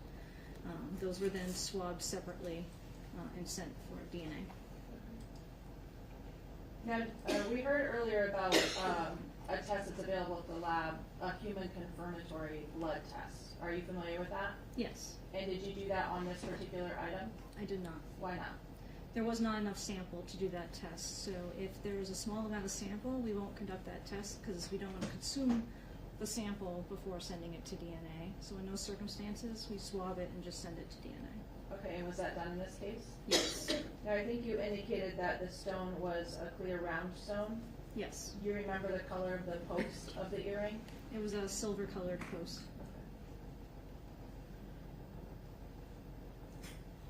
I want to ask you now about item 26-2. And showing on the screen Exhibit 66. And if we could turn it and just scan down to the lower portion, please.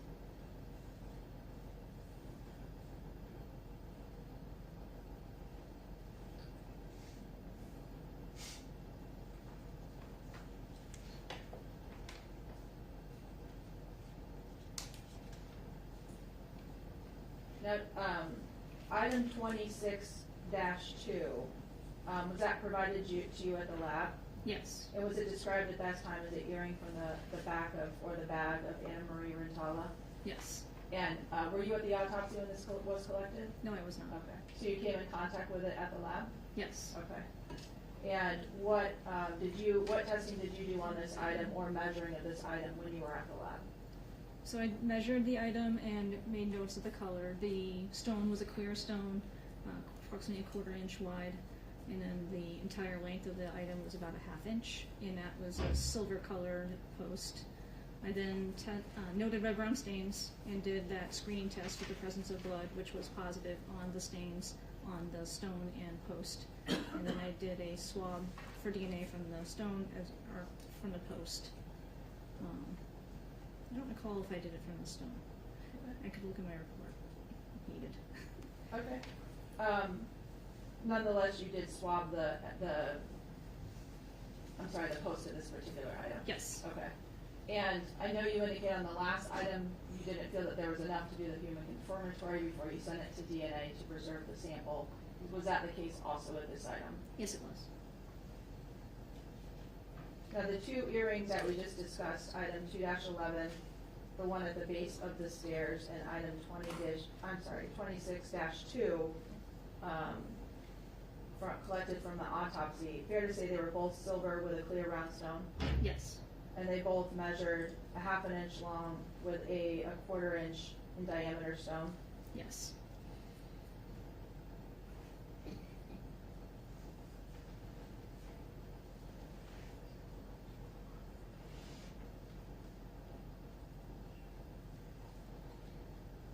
I just want to go back one moment to the earring backing.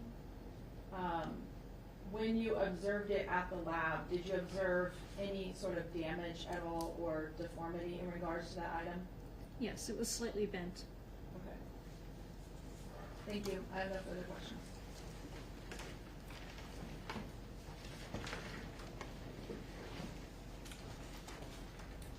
Good afternoon. Good afternoon. I have a few questions.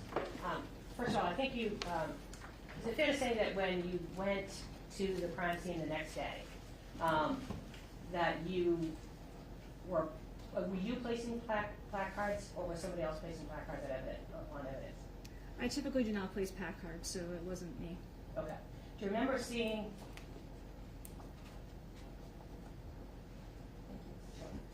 Do you remember seeing placard number 8 as you were in the basement? I remember seeing the items in here. I don't recall if there was a placard 8 when I saw it. Okay. But is it fair to say that those little triangles that are the placards with the numbers on them, those would have been placed by somebody in crime scene services, is that right? Yes, usually they're the ones who are in the placards. Okay. And does that photo look substantially similar to the way that you saw the seller that night with respect to that item? Yes. Did anyone introduce it? Can I just see it one more time? Sure. Thank you.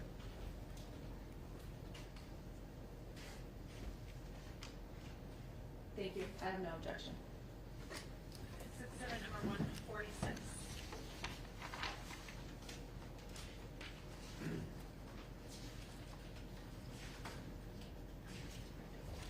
And on direct examination, it indicated that you saw, you went into the garage and you saw a truck there, is that right? That's correct.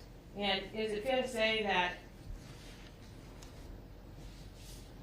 you did some testing on that truck? Yes. And did you swab the whole entire back of that open area of the truck? I tested the entire bed of the truck, yes. Okay. And can you tell the jurors, when you tested the entire back area of the truck, the open area, is it fair to say that you didn't get any positive responses for blood? That's correct. It was a negative reaction to the orthotolidine test. I don't have any further. I have no questions. Thank you. All right, you may step down.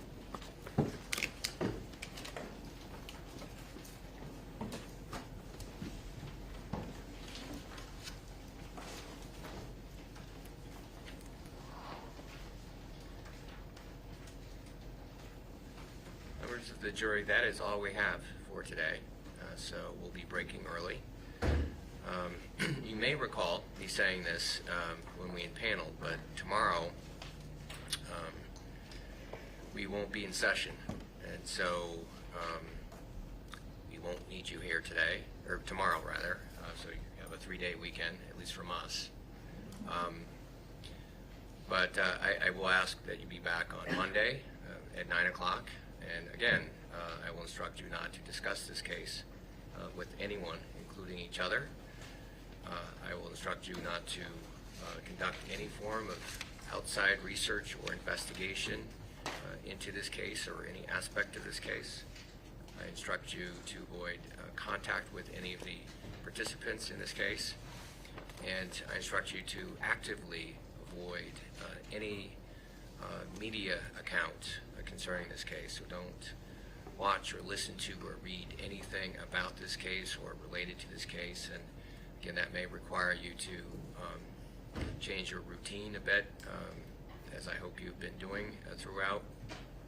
But again, it's very important that you shield yourself from any outside influence or information concerning this case. Have a good weekend. Enjoy the day tomorrow, and we'll see you back here at 9 o'clock on Monday.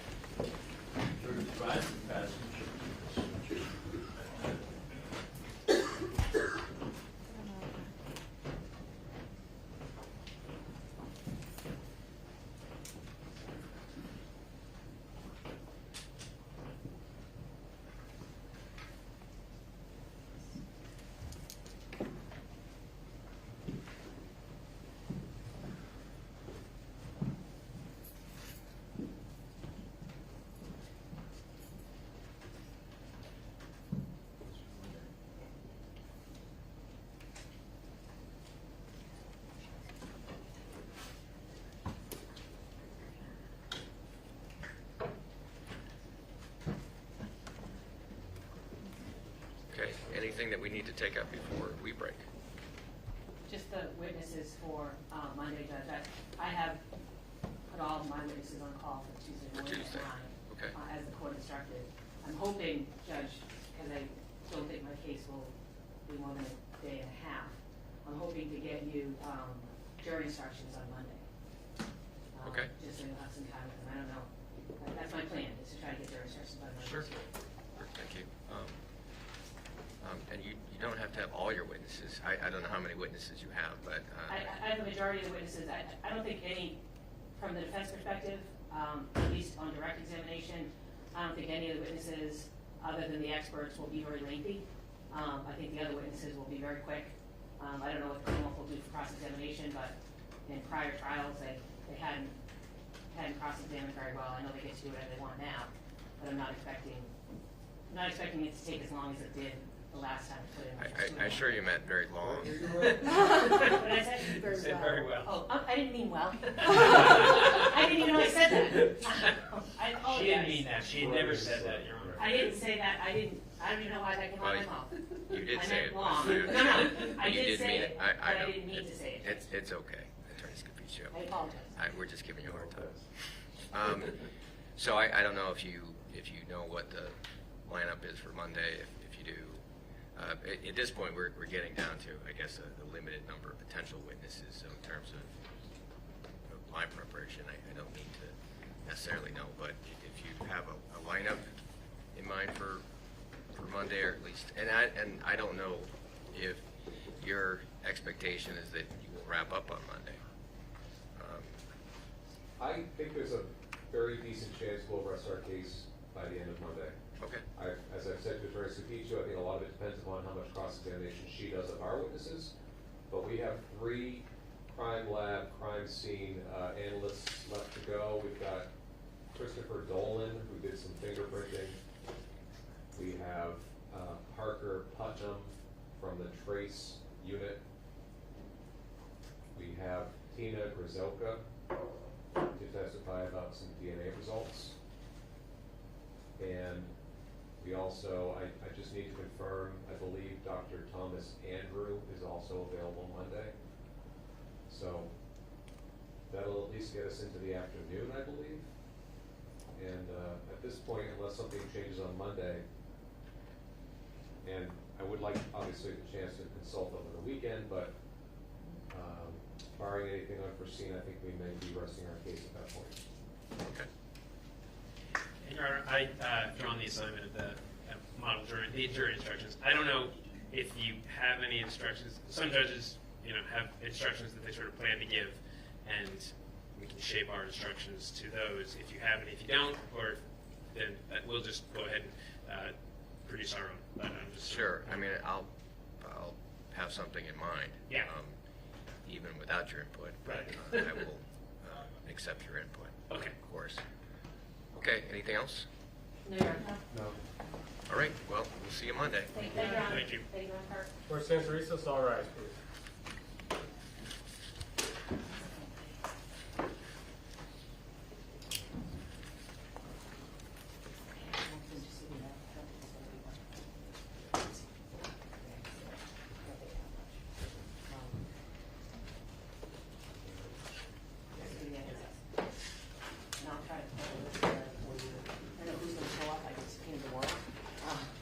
Yeah, speaking of which, a lot of troopers have reached out to me, they've got subpoenas for Monday, but they don't know to be here Monday.